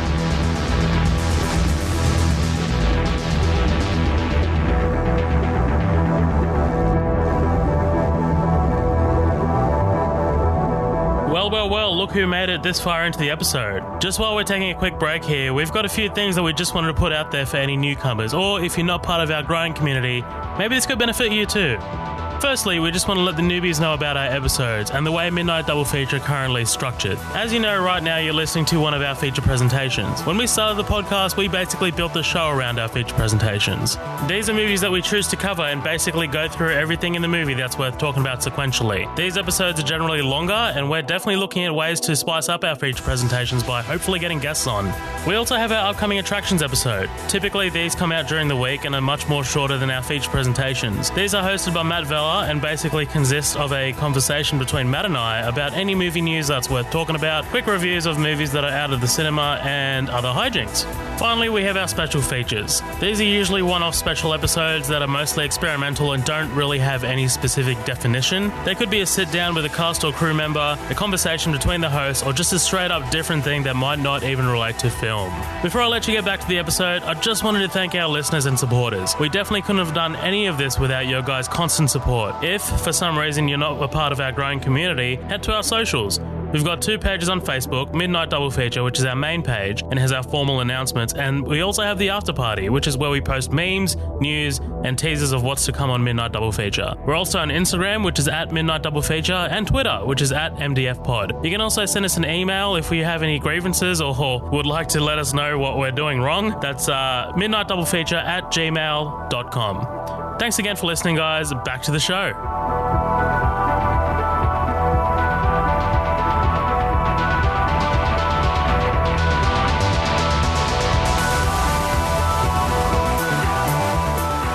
Hey guys, welcome back. We are freshly squeezed, as we always are when we come back from our breaks. Yeah. Oh, geez, you sounded satisfied. You got a cigarette in your mouth? Had me some Midnight Double Feature and some mustard and biscuit. And I'm freshly squeezed now. All right, we're diving right back into the town. So, yeah, man, after this crazy heist that the guys barely got out of, Frawley investigates the burned car, frustrated that they can't pull any DNA off both of the cars, and cut to police just arriving at Boston Sand and Gravel to apprehend Doug, who just kind of like knowingly walks himself down to greet them, right? Like he's like, all right, they're here for me. Right, he's like, fuck it. Fuck it. Frawley just manages to get out Mr. Coughlin before James asks for his lawyer. Mr. Coughlin, lawyer. And obviously, you know, like brother, like sister, right? Because Krista does the same later. So one of the detectives asks Albert to read a statement to identify his voice. What the fuck is it with you guys in Charlestown? This guy's aggressive, by the way. This detective. Oh, yeah. He's like, what, are you fucking retarded? I'm trying to make it sound fucking authenticious, right? What? Authenticious. Oh, God. And it turns out that Kiampa and Doug kind of have a bit of a history, right? So Kiampa knows Doug. They get to talking about his father. He tells them about another crew beating Doug's father in prison. And Doug kind of like turns the tables on Kiampa, saying that he's Dino the Dago, a rat because he grew up in his community and turned on everyone. Damn. Yeah, well, they say something here. He's like, something a crew ran in and like split your old man up the back or something like that. Like I'm pretty sure it means like it's like somebody, you know, like got to him. You know what I mean? Yeah. I was like, oh, what the fuck, man? Because at first I was like, split in the back. What the hell? I was like, I've heard that before. And I was like, oh, wait, that's a weird Google search. But I was like, what is the Urban Dictionary for this? Yeah. Frawley tells Doug that he wants to asphyxiate the guard that survives so they can get Doug the death penalty, essentially. I love Frawley here, man. It's like as the movie goes on, you realize like all kind of professions aside, like John Hamm is kind of a dick. Yeah. Like especially when you compare him to, you know, like Ben Affleck. Like Ben Affleck's a lot like cooler about stuff, and I guess like I don't know. I guess they can kind of afford to be because Ben Affleck can just go through and do whatever he wants. Oh, you do your thing, and you don't really have to stay around and like fix everything. I'm the guy who stays behind and fixes everything. Yeah. He goes. He's all in. Like he kind of makes it like a little more than a personal vendetta sort of thing, right?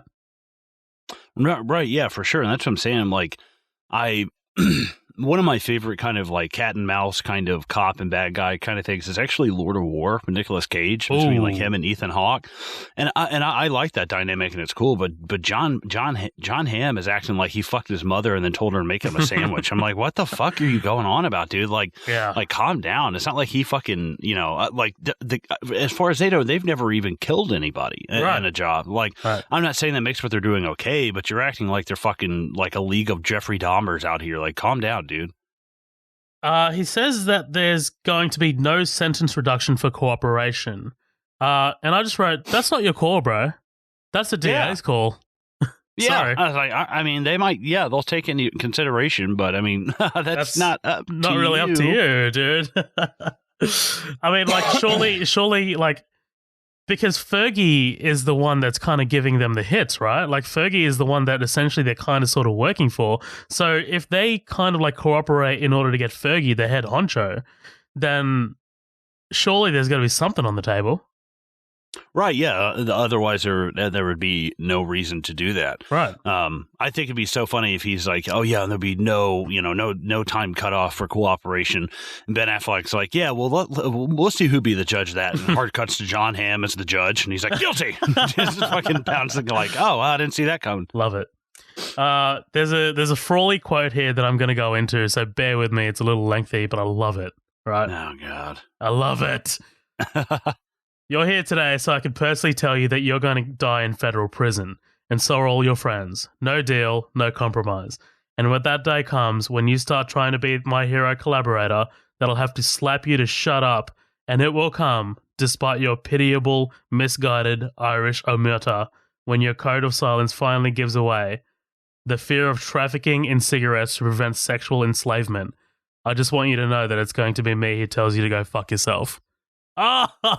Jesus. I love it, man. And Ham is fantastic. He's really hamming it up.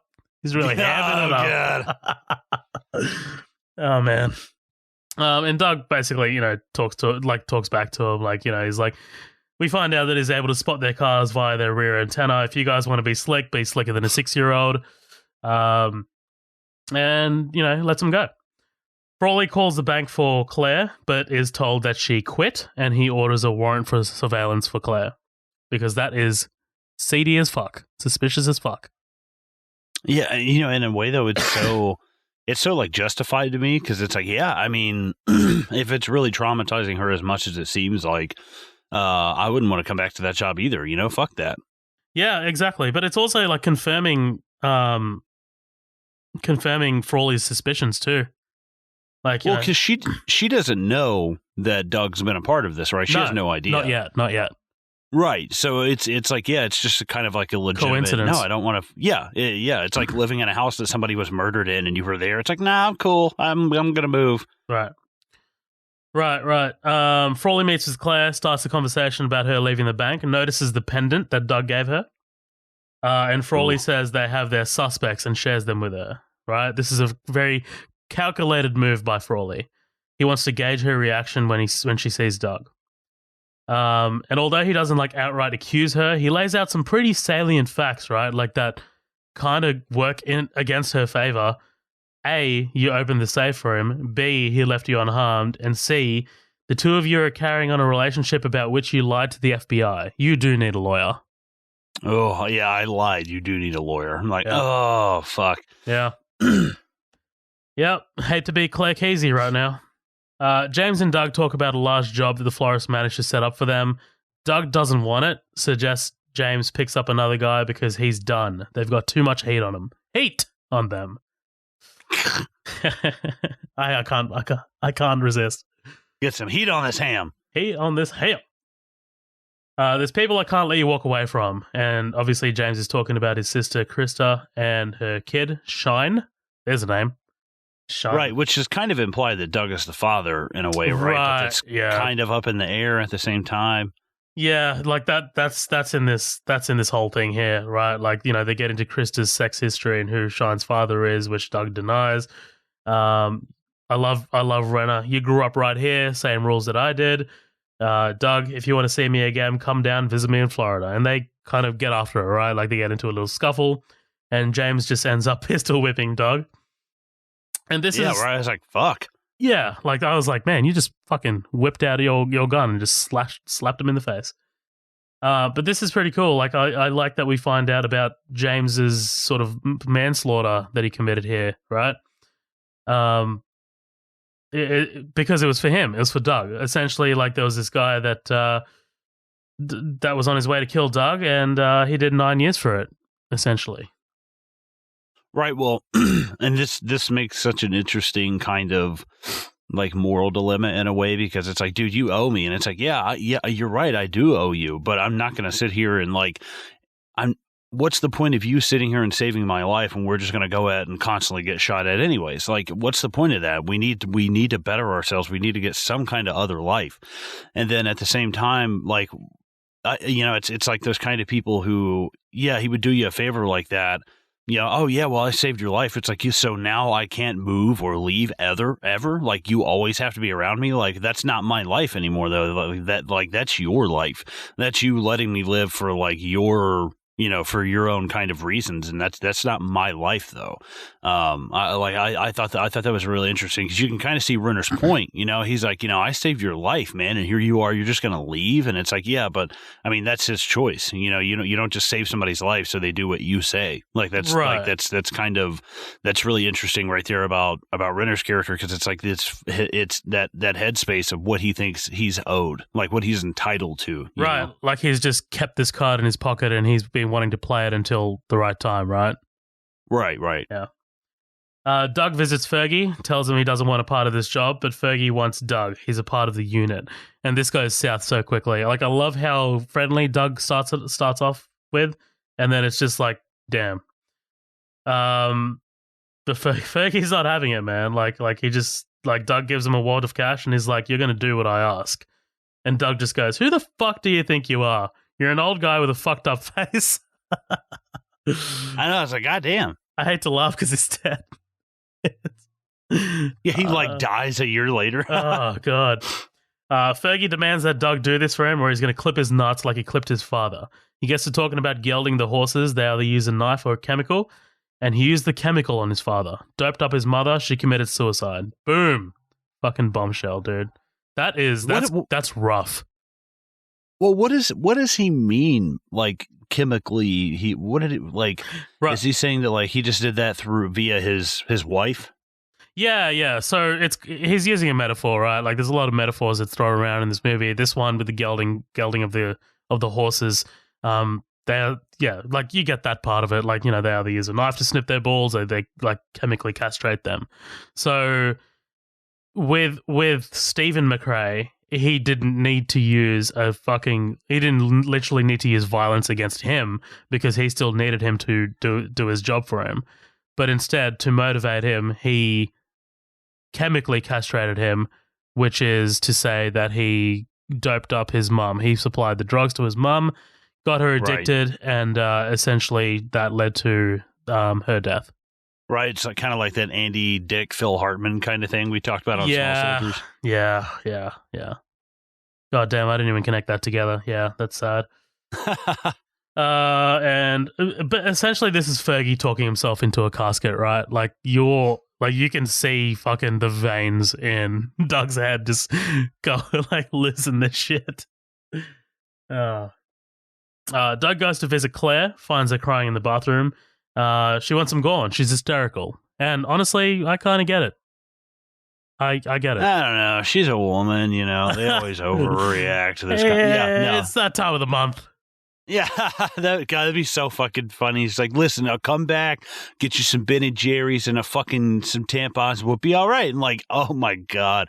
No, it kind of reminds me of that line in Sin City, because I knew watching this, I was like, she's going to wind up coming back around. I know she is. It's just going to happen. It's not going to end with just she just hates his guts and she's helping in the FBI and she has no remorse about it or any of that stuff. It's like, I know it's not going to come to that. But I could see that coming from like a mile away. And like it made me think of Sin City when he's like, oh, Dames, you know, let him cry at a bucket or two and then everything's all right. And I'm like, yeah, that's just like what this movie thinks. It's like, oh, yeah, I'm a bank robber and I took you hostage with a gun to your head and traumatized you for life. But I mean, I'm Ben Affleck. I got a sweet dick. I mean, come on, like, look at me. Like, I mean, dude, he's fucking handsome. Like, looking at Ben Affleck, I'm like, dude, you're a fucking great Batman. Like looking at him as like watching this, like maybe want to go back and watch Batman versus Superman. Because it's like, dude, that I definitely think he's not as good as like Michael Keaton or Christian Bale, but he's not far behind him. He's in like top 3 or top 4, you know? He's fantastic. I definitely dug him as Batman, man. I think the letdowns weren't with his performance. I think it was the script that let him down, to be honest. But right, yeah. We get a sequence of Doug. Oh, okay. So this is in the extended cut. Doug's kind of like self-medicating. He breaks down the pill and snorts it in this abandoned train carriage.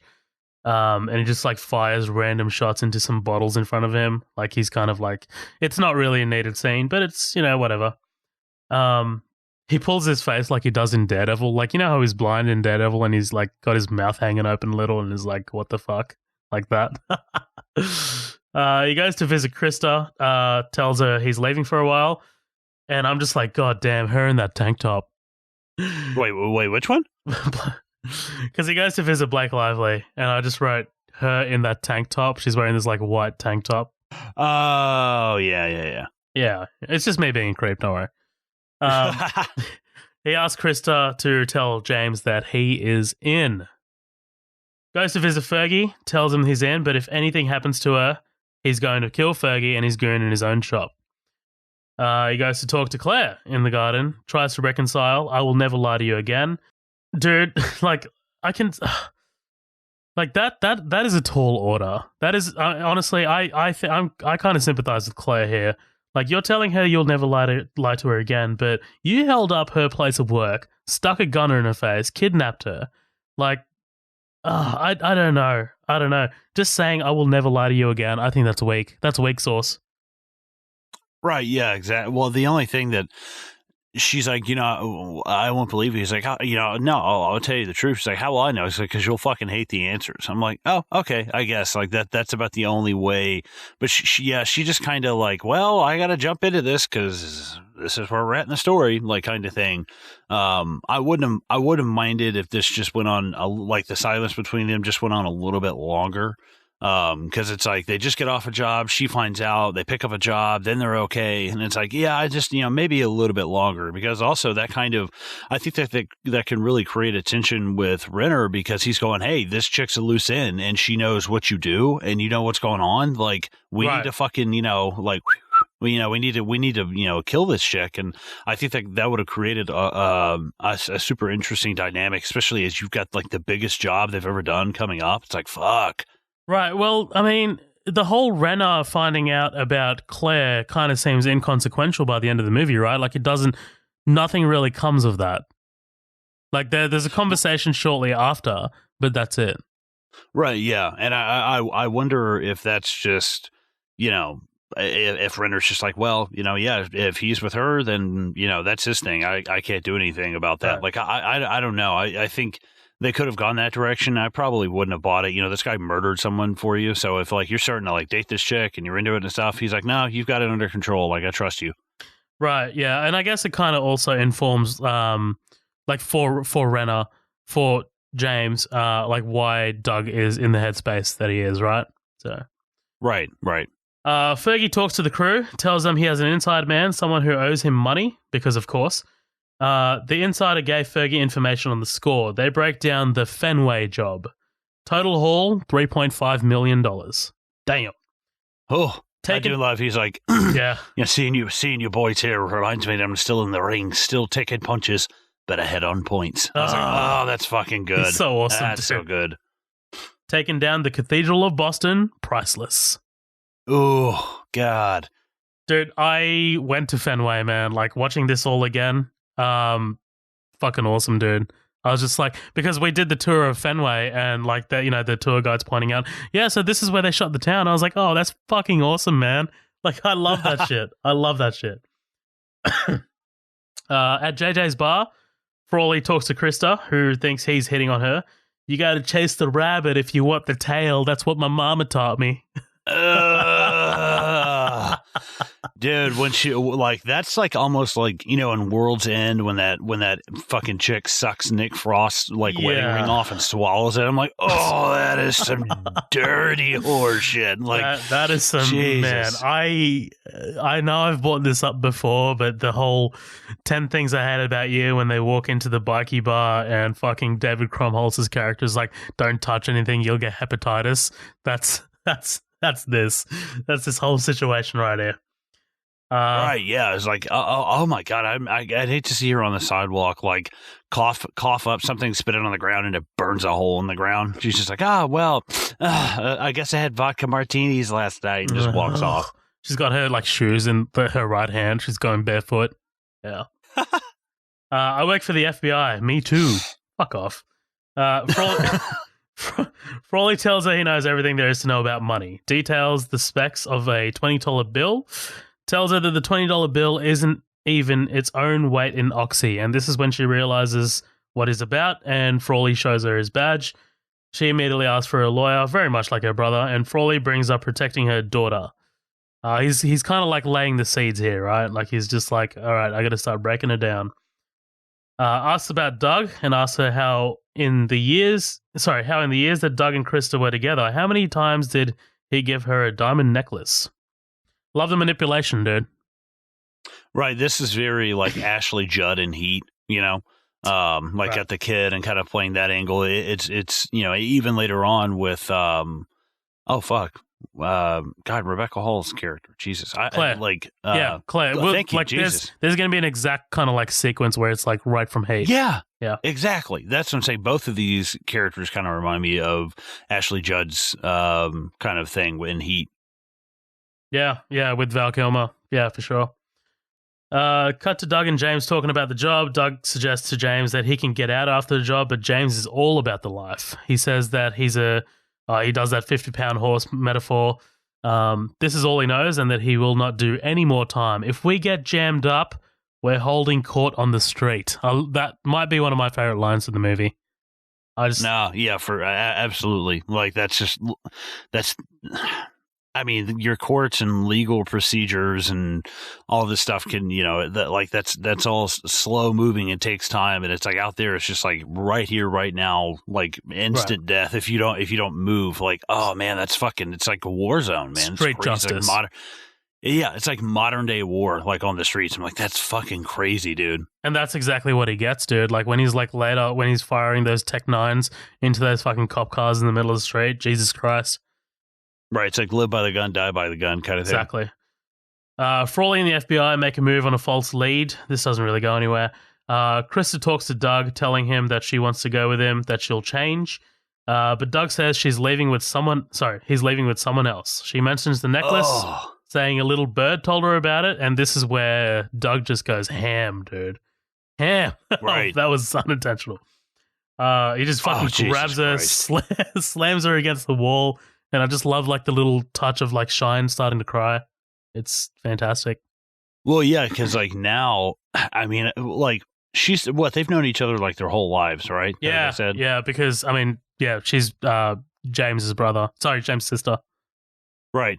So, I can see her character so well, just being one of those oh yeah, and you and I were gonna fall in love, and I always knew this was gonna happen, and we were gonna move out of this town, and blah blah, and him being the one who's kind of closest to her, I guess, and one of her closest people, and just being I'm out of here and I'm doing it with somebody else, and she's just wow, it's really not happening the way I thought it did. That's fucking crazy, because she's 40 probably, maybe a little bit older. I know they make her, God, the age difference between her and Ben Affleck is probably more than we think, but they make it seem like they grew up together, and I'm I don't know, she seems a lot younger than him, but the just the kind of lost opportunity of just this really is what my life is going to be for the rest of my life. Holy fuck, that's terrifying. Blake Lively was 23 when this movie came out. Old's Ben Affleck. I don't fucking know. Not fucking Not 23. 23. Oh boy. So how old was she when she had Shine then? 18? Oh God. No, yeah. no, Shine's- I guess so. Yeah. The guys gear up for the Fenway job and head out. We find out that Krista got into a car accident while under the influence. Well done, genius. Fucking Shine was in the car as well. Fergie's inside man lets Doug and Jimmy inside the stadium. And I just wrote so many feels, dude, when they're walking around the fucking stadium because I'm just like, I was there. I love it. Oh, by the way, Ben Affleck is 46 years old now, so he was what, 37? 37 when they made this? 37 and 23. I know, that's what I'm saying. I'm like, I guess she's supposed to be older, obviously, but I was like, okay, like whatever. I'm gonna give it to them, dude, with the makeup department and shit. Like, she does not look 23. No, she definitely doesn't. But the more as I'm watching her, I'm like, man, this should have been Charlize Theron, Ooh. like Jessica. January Jones. I wouldn't have even minded January Jones. Yeah, but I mean, she's not like I haven't seen Mad Men, but the things that I have seen January Jones in, she's not that great. Like, I don't know. I like her in X-Men. She's pretty good. Really? That's the one. That's the one I'm thinking of, dude. I'm just like, oh, I don't know. She's all right. She's fine. Yeah, she's all right. She's not terrible. She's got great, though. She's got her tits out in that quite a bit. Krista's visit by Frawley in hospital. Frawley applies the pressure here, right? You're a person who's going to need a plea agreement if you ever want to see a kid again. And this is essentially the line, like, right, that Krista asks herself, why am I always the one being used? And yeah, like that moment's great. Like she's great at these moments where it's like more subtle. Like she's like scratching the back of her neck and she's chewing the gum and she's got the big fucking hoop earrings. I'm like, God, this girl was in like my 10th grade class. And I can remember the bus dropping her off at the trailer park. Like I could fucking remember that. Like these people seem so like real to me, like especially like a little bit outside of town where like I grew up. Like I definitely wasn't like a rich kid, but she reminds me so much of the kind of people like I went to school with and stuff. Because there's about a dozen of these type of cases, like just in my graduating class alone. That I go back to my hometown and I'm like, oh God, like there she is in Walmart. I'm like, I gotta get the fuck out of here. Why did I come to this Walmart? Yeah. I like. It's tough. Like I really do sympathize with her in this moment, dude. Well, that makes one of us. You fucking you hard bitch. Well, here's my thing. It's like I sympathize with her about as much as I sympathize with Doug. Like we can sit here all day and say, and I don't like. I know how crass this is going to sound, but it's we can sit here all day and be like, oh, the streets, man, it's just the same. And yes, that's totally legitimate. But it's like that's the whole point of the movie is that Doug taking responsibility for what he's done, and at the same time being like, I've had to do some fucked up shit. I've had to get my hands dirty, but it was all for the betterment of me. He's like, I never killed anybody. There was never blood on my hands. He's like, I just, like given where I'm at, I don't blame him for doing this to get the money, but he does the thing. He compromises. He gets his hands dirty, and he does kind of get into that life, but also it's for means to a better end, Yeah. I mean, but like that's like what the movie's about as well is also like the nature and the nurture, right? Of like how you're grown up, how you're brought up, right? Like the neighborhood and the people, like the people around you, the influences. It can go like you can escape it, like Doug does, or you can fall into the trappings of it, like Krista and James do. Well, and I think the thing with tragic James in that way. The thing with James that is interesting is they said his dad went in, his mom died, and then James's family basically raised him. So I'm like, here you have these two kids who are, for all intents and purposes, brought up in the same home, and like I know that Doug's going to be like a old enough to remember his parents and stuff like that, but still, like it's almost like this. They almost have the same kind of nurturing and just total different, like hairs on the head. They're just totally different and split different directions. It's crazy. Yeah, it's weird. Like, Yeah. I'm trying to think more about this movie because, like, I'm thinking about it from the perspective of The Wire, and it sucks that you haven't seen The Wire because The Wire does this element of it so well. I guess because it has like fucking 5 seasons to do it in, right? So, or 6 seasons, Right. So. But anyway, shows she starts a crack back at the stadium. Desmond cuts the surveillance as James and Doug make contact with the security, asking who called 911. I just told you where Mike was. We just walked past him. I love this kind of like, like they're pulling their authority because they're dressed like cops. They get into this tense standoff as security draw their weapons on them, but they go down and the boys zip tie him. This old fucking guy just fucking whips out his gun. Like you say, like, I'm just laughing because I'm like, well, fucking dress for the job you want, not the one you have. They're fucking like, these guys got some balls. Nice. I love Doug identifying the guys in the cash room, telling them about their wives. The Linders want you to open this door. We have men outside your homes. Fucking awesome. Oh, that's good. The Linders. Yeah. James and Doug enter the cash room and take the hall, and the guys make their exit, keeping their heads on a swivel as they make their way down to the ambulance getaway vehicle. But when they get there, Doug notices something. It's quiet. Too quiet. Looks out the window, sees the army of police outside. Outside, Frawley and Chiampa set up the show. They're told that there's no response from the cash room. And man, James spots a tiny bit of movement and just grabs his gun and opens fire, dude. Just zero hesitancy, just right into it. Yeah, I tell you what's something actually really funny that I forgot about is when this is going to be so fucking specific, but when they're walking through and they're getting to that downstairs level, it's right around like the 1:30 hour 36, 39 minutes. There's this thing this guy is riding on, this like red, like kind of, he's got the boxes. That's what I ride at work. Like that's one of my rides.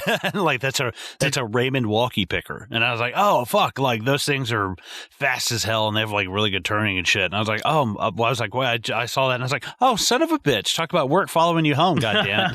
What's the horsepower on that big baby? Yeah, it's so hard to describe that to people. I'm like, it's like a skateboard, but not really. Like, dude, they go kind of fast. They go like 10 or 12 miles an hour. So like I've had a point where the battery came unplugged from the ride accidentally while I was driving, and it about fucking like launched me off of it because you're not strapped in or anything. You're just riding and holding a bar. And I'm like, dude, my right arm is like this freak ass Popeye strong arm from holding onto that bar for the last year. Well, now, like, if someone asks you to describe it, you could just be like, oh, have you seen The Town? Go to the hour 36, 39 second mark of The Town, and you'll see what I'm talking about. Go to the 2 hour, 13 minute mark of our podcast, and then go from there. Yeah. Somebody's like, no, I just Googled it. I'm not an idiot. I'm not doing that. Cool. Okay. All right.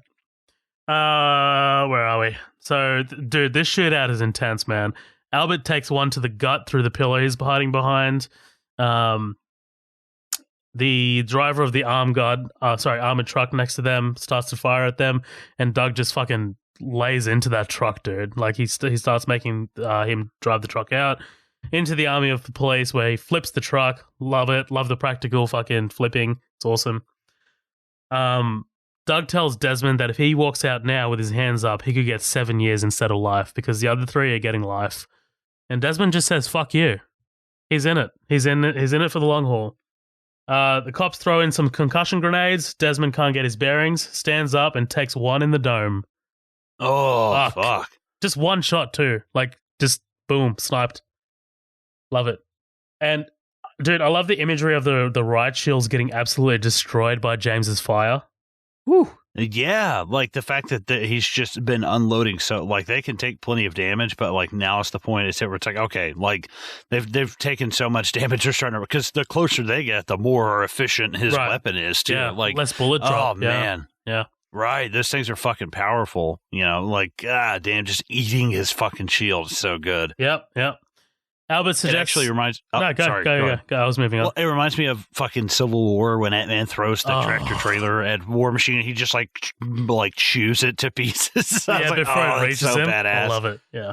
Right. Albert suggests driving the ambulance out there as a distraction, but Frawley and his crew make short work of it as the ambulance just slams into the mobile operations trailer. And Albert's dead. That's 2 down, 2 to go, right? Yeah, so he wasn't expecting to die, right? He was talking about, he said, I can take a pinch, where he's Yeah. I think he said, he wasn't expecting to go out there and get lit up, but dude, honestly, you should have. You should have been expecting that. Yeah, you stupid motherfucker. Like, what did you think was going to happen? You were going to drive out and then just be like, oh, hey, no, it's cool. Like, no, dude, they're going to fucking rip you apart when you get into that car, man. I can't believe they just started shooting for tires. I'm like, fuck that. Right. They rip this fucking car to shreds in real life. Like, fuck all that shit. Because for all you know, all of them are in there. And I was like, no, you would be blasting holes in that fucking thing. Dude, this army of cops just heard this massive fucking firefight from the outside. And they know you're armed and dangerous. Like, they're not going to take the chance to arrest you, to put handcuffs on you. Like, this is life or death. So right, exactly. Doug and James dress up as police. And dude, this is something that I like. It's this nice little touch. Weapons down. Fuck you, Boston PD. I love the jurisdictional issues between FBI and Boston PD. Like, it's just it's so cool. I'm really glad that they managed to fit that in there. This is very like Dark Knight to me. When everybody, like when Gordon gets shot, quote unquote, and they all like take off into the crowd, fucking in police uniforms. I love that shit. Yeah. It's also very, what is that? Inside Man with Inside Clive Man. Owen. Yeah. That's a good one. That's a really good one. Yeah, Supernatural did an episode as well. There was like this, like they're stuck in this bank. And basically, because what's happening is, actually, it's a really good episode. Like, if you had to watch one episode, probably recommend this one.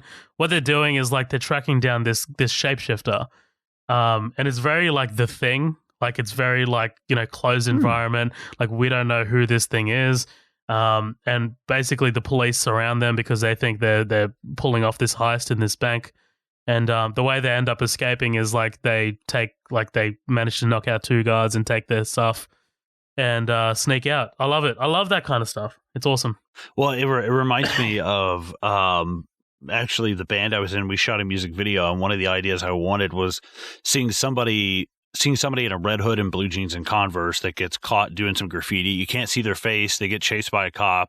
The whole video is just them getting chased, and at the end, they chase them into a warehouse. The cop gets up to the door, and it's like dozens of people in red hoodies and blue jeans all come like running out. It's like, fuck, like you can't possibly tell like who's who and which one's which. Like I love that kind of shit. Just like slipping right into the crowd and disappearing is so fucking cool to me. Right, and that's almost inherently like a bank robbery thing, right? Like it's actually a thing. Like that happens in a lot of movies. Right. I just have to place the doubt in your brain. Right. And that is enough. Like if you're doubting it, you're not going to be rational in figuring out who's who. Exactly. Yeah, I'm pretty sure that does. Yeah, I'm thinking of Inside Man now, actually. Yeah. Okay. Frawley and Chiampa get wind that security in the cash room were hit by cops, and Frawley tells James, who's just walking away with the money. Doug doesn't this look suspicious though? Yeah, it's a little casual. It's a little cash. Like, it's like, dude, I don't.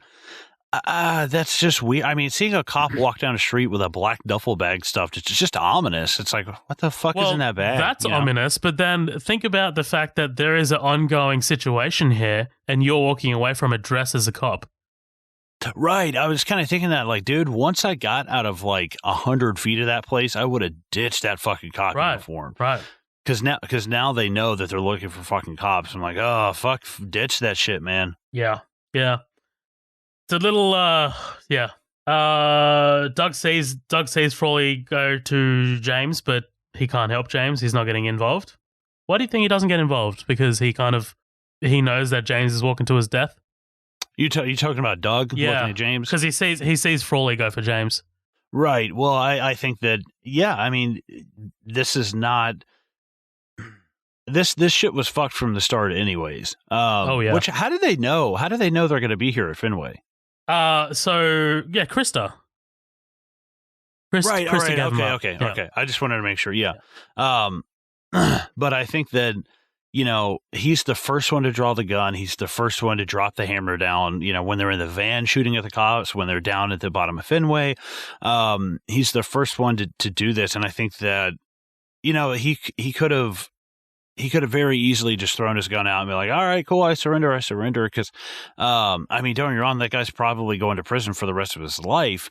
But I'm like, I don't know. I think that there's just this is just where his story kind of like has to go. And Ben Affleck's like, I'm not, or Doug, sorry. I think that Doug is like, I'm not burning my candle at both ends just because that's what you're doing.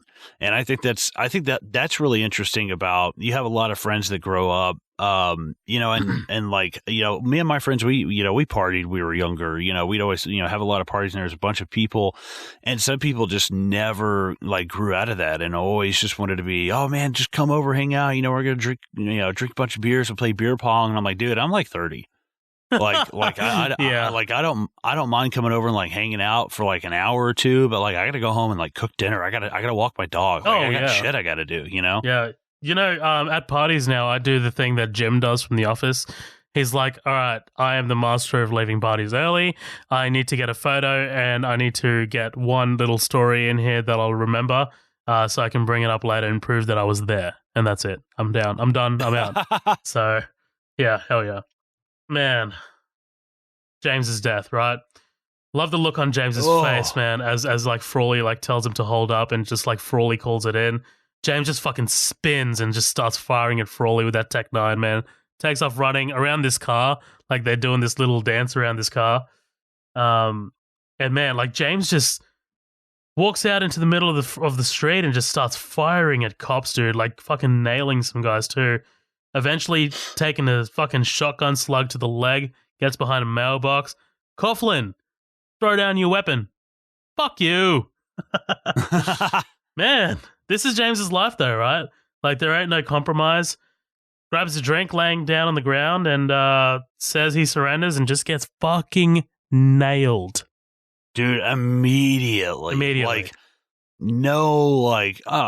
doesn't pop off and get a couple good shots and they rip him and he gets shot once and then he gets back up and starts shooting and then they, fire him 3 or 4 more times and he's down. Like, right off the rip, dude. Like, they should have, whoever shot him in the head, I just expected there to be no more shots and somebody's like, ooh, Kinnison, nice shot. Like, so, like, they're kind of like, damn. Because, dude, though, especially the way he looks, like, man, that is one realistic. Yeah. Well, it's like a super realistic looking dead body. Oh, yeah. Like, I was like, dude, that is fucking, that looks like some Faces of Death shit. Like, I watched on the internet when I was a kid and I was way too young. I was like, holy fuck, that looks real. Yeah, man. Like the way he goes out, this situation, there is no, in real life, there is no other outcome on this situation, dude. You do not like get up and start firing those Tech 9s for like 10 seconds and then like go down. You get up out of that mailbox because they've been tracking your movements behind that mailbox. They know exactly where you're going to pop out from. And when he does, they fucking nail him. And that's exactly how it would happen, right? Well, let me ask you this. Put yourself in his shoes. Like, do you go back to prison for the rest of your life? Which is a relatively young guy. He's probably about 35. You go to prison for next probably 40 or 35 years. Like, just sit there and just worry about getting like raped and fighting people off and like getting caught in the yard or getting fucking shanked. Like, holy shit. I mean, don't get me wrong. I think that Renner's character would do fine in prison because I mean, he's just kind of crazy. But yeah. Like, dude, that being your fucking life forever from then on out. Like, oh man, I don't know. I don't know either. Yeah. Just the whole dodging sexual assault on a daily basis thing is enough for me to be like, all right, yeah, I don't think I would, yeah, I guess you better just like clan up with somebody in there, but like, holy shit, no, I don't know, man. I was pondering that, like, would I do that? Like, would I get up and just like blast? Because knowing that, I mean, God, he's probably killed some people today. He might even get the death penalty anyways. Like, you never know. It's like, fuck it, man, your life's pretty much over. Yeah. I honestly, I think I walk out. I walk out of that mailbox and I'm just like, yep, kill me now. Sorry. I fuck that. Yeah, I can't. I don't know. Especially because Doug's father is getting fucking beaten on a daily basis. Like, you know what I mean? Like, no one from Charlestown is safe. Even like, because Stephen was hard, like, right? Like, he was a hard guy. I'm pretty sure. Like when he went to jail, but it's just like, man, I don't know. So you saying you surrender, or you go out there fucking dropping shots? No, I go out there fucking dropping shots, dude. Oh, okay, cool. Making sure we're on the same page. No, I thought you were saying I thought you were saying surrender, and I'm like, oh, fuck that. No. Hell no, man. I'm fucking committing suicide by myself if the cops don't take me.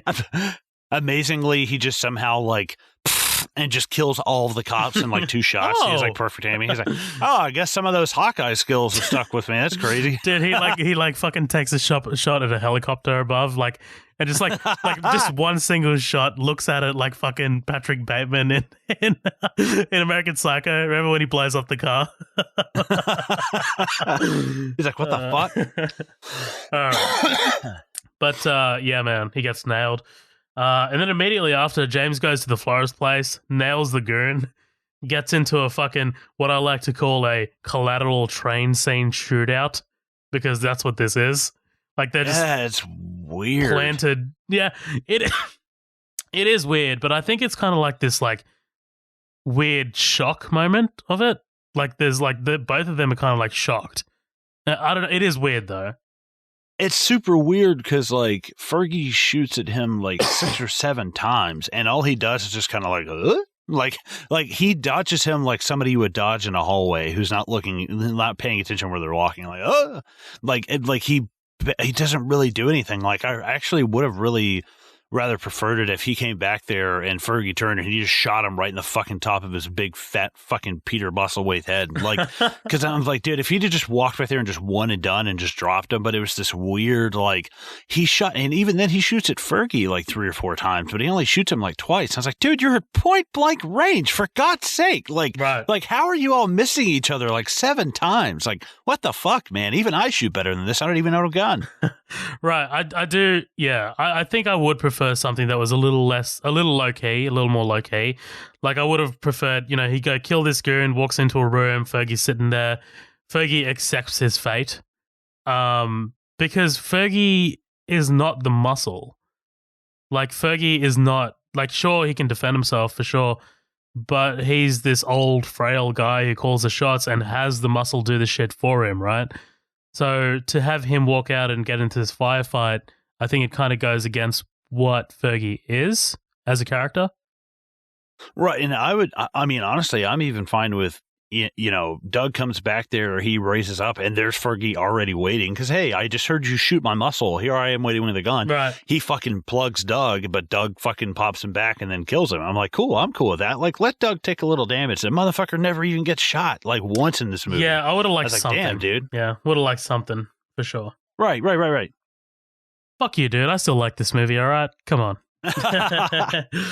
Fergie goes down, and Doug says, Fergie, remember who clipped your nuts for you? Pulls the trigger on his nads. Oh. Damn. Claire talks on the phone to Doug, but she's being monitored by the FBI. This is the heat scene we were talking about earlier. Oh, yeah. For sure. Oh, yeah. For sure. But Doug sees it through the window. So that's a little twist on it, right? Like, because I don't think Val Kilmer's character knew that Ashley Judd's character was being monitored, right? Right. Exactly. And, like, that's the thing, is that Doug just kind of expects it. So when she's on the phone and it kind of pans back, or John Hamm, like, walks into angle, I was like, oh, you bitch. Yeah. And then it cuts to Ben Affleck on the phone staring at something. I'm like, oh, motherfucker. I was like, dude, He, like, I know that you know that we know that she does, like, kind of thing. Like, I was like, oh, that's fucking badass, dude. I did love that. I was like, it's like a double reveal. It was fucking really cool. I was like, oh, God damn it. Oh, God damn it, dude. It's definitely a good twist on the Heat script, right? Because, like, Heat, there's no doubt about it. Heat definitely is an influence on this movie. Like, he was fucking watching it in the scene earlier. Like, it definitely is. So I love the fact that they didn't outright steal the scene. I love that they didn't outright, like, take it, but they added to it, because they've shown us that this guy, Doug, he wants to believe that Claire isn't this person who's just going to rat him out. Like, you know what I mean? Like, this whole sequence that he's talking about her, like, talking to talking to her about, he's hoping that she's like, because he keeps confirming, he's like, you want me to come in there? I'll get caught. Is that what you want? And like, he's just hoping that she doesn't. So it must be just a massive relief, because he smiles, because before they hang up, she clues him on it, and she says that, it'll just be like one of her sunny days. And like, you can just see the relief in Doug's face. I love that. I love that moment. No, yeah, that's good. It's a nice little throwback. For sure. Frawley wants all of the stations covered, despite Doug saying that he's on the way, because Frawley is efficient as shit, man. Like, let's not forget. Like, he might make questionable choices, like, like the fucking, I'll asphyxiate that guard for you to get the death penalty, but I am efficient as shit. I'll close that bridge. I'll get these units over there, get these units over there. I'll make sure that I'm on your ass. So I love it. Frawley waits for Doug, but he doesn't show. He catches on to the tip. My sunny days. Claire, we are a national organization. Gets everyone to wrap it up because he's not going to show. I love the fucking lawyer. Best possible outcome, Like, wow. Yeah. Well, what is with this thing? We're a national. He's like, so if you what it basically saying, if you try to run anywhere, we know where to find you, right? Or? Yeah, because it's not like he's not a local cop, right? Like, if it was a local cop, then he can just like skip town and just go to fucking another state. Whereas like national organization, you're in Boston right now. If you go as far as fucking California, we can catch you still. But yeah, back at his car, Frawley finds a note lodged beneath his antenna. Go fuck yourself. I love how that comes back around, dude. Awesome. That honestly, I like laughed out loud. I was like, that is so fucking juvenile. Like, yeah. I thought it'd be something. I thought it'd be something he'd say, like, I'm off to find my sunny day, or something, something that would be like, fuck you, I'm out of this town, eat shit. And it is that, don't get me wrong, but I thought it'd be, something a little bit more, I've grown up, I've matured. Nope, go fuck yourself. I was like, oh, that's so fantastic. As it stands now, Frawley has zero evidence to Claire to say that Claire tipped him off. Like, he can't say, he can't say that, oh, sunny day was the word. Like, you know what I mean? But if he put sunny day on the note, then that's something that they can use, right? So glad they didn't use that. But go fuck yourself is kind of like the whole, I'll be the one to go tell you to fuck yourself, I guess. So, but also the antenna. I love that little thing coming back. Awesome. Right. Claire finds a stack of cash in the garden. Adorable. Among the cash is a note from Doug saying that he's long gone. It's not the way he planned it, but for the first time in his life, he's leaving this city. She finds a tangerine, which is a hint that he's probably going to Tangerine, Florida, like he mentioned before. She uses the money to rebuild the hockey rink. No matter how much you change, you still got to pay the price for things you've done. So I've got a long road, but I know I'll see you again, this side or the other. And that's the town, baby. Nice. Fucking awesome, dude. Awesome. I love it. I love this movie. I do. One of the best recent sort of heist movies that are out there, right? Like, definitely not up there with Heat. Have you seen Public Enemies, by the way? A little bit of it. What do you think? Because that's Michael Mann as well. Honestly, I don't remember enough to like have a good, solid opinion. I what I saw though didn't like, I was like, okay, I'll check that out. Yeah. We don't really have that many comments for this, right? So Ben Prue on the after party. I'm not sure whether he's like what he's kidding about. He's like, mostly forgettable. Couldn't understand the dialogue due to their wicked bad accents. He's not wrong. He's not wrong. Like we did. Because I watch every movie with subtitles, just standard. I do. So that's something that I do. But yeah, the fact that you had to use your subtitles, damn. Just leaving you. I just wanted to leave you dry for a second. Just like, damn. Yeah, damn. I'm fucking swimming over here, dude. Yeah, no. Leaving me to drown. I've hit that old man age where I fucking put like subtitles on, but every once in a while, like I'm like, all right, turn this shit off. Like this is kind of annoying. I keep looking at the bottom of the screen. I'm like, I want to just be like engulfed, Yeah, I get you. But I don't know. Like, I think I've just done it from such a young age where I'm used to it by now. So I don't know. Right. All right, man. final thoughts before we head out of here. I like this movie pretty well. I would say I like it a lot. I might grab it if I see it on like a $5 bin or something. It's pretty good. I think it's got some flaws, but I think that those flaws can be decently overlooked for the most part, because the movies that this is trying to emulate are very big shoes to fill. And the fact that it's also directed and starring a guy who's not notorious for being in heist, crime, shootout movies, it speaks to a testament. They did a great job. I wish there was a little bit more heisty. I wish Blake Lively was like recast with somebody who's not 13 years younger than Ben Affleck, but also somebody who's just a better actress. I don't know. I think she's okay. I don't think we'll be talking about Blake Lively in 10 years, honestly. But somebody like Charlize Theron is like my go-to for like a lot of shit. I just think she's awesome and pretty much everything that she does.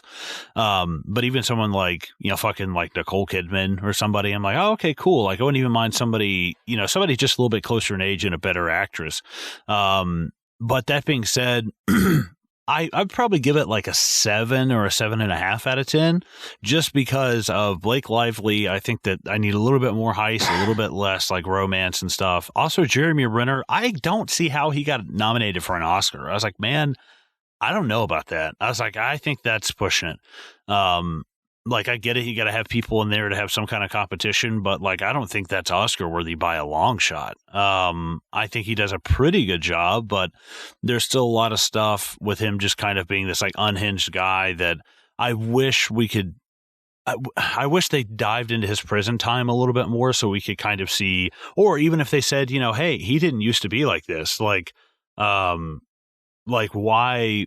Like what happened to him? He's like, yeah, I went away and people were trying to like rape me and I fucking turned into this like violent guy. Like, that's cool. It's not cool, but it makes for good storytelling, So I'm going to say honestly, like a 7 out of 10. It is a good movie though. I don't think it was as good as it was hyped up for me, by people, but it's still a damn good movie though. I say a 7.5 out of 10. Yeah. Look, man, it's weird. I'm putting this up there. Like, this is a 9 for me. Ooh. Yeah, just because like going from, I think it benefits a lot from having me watch The Wire already.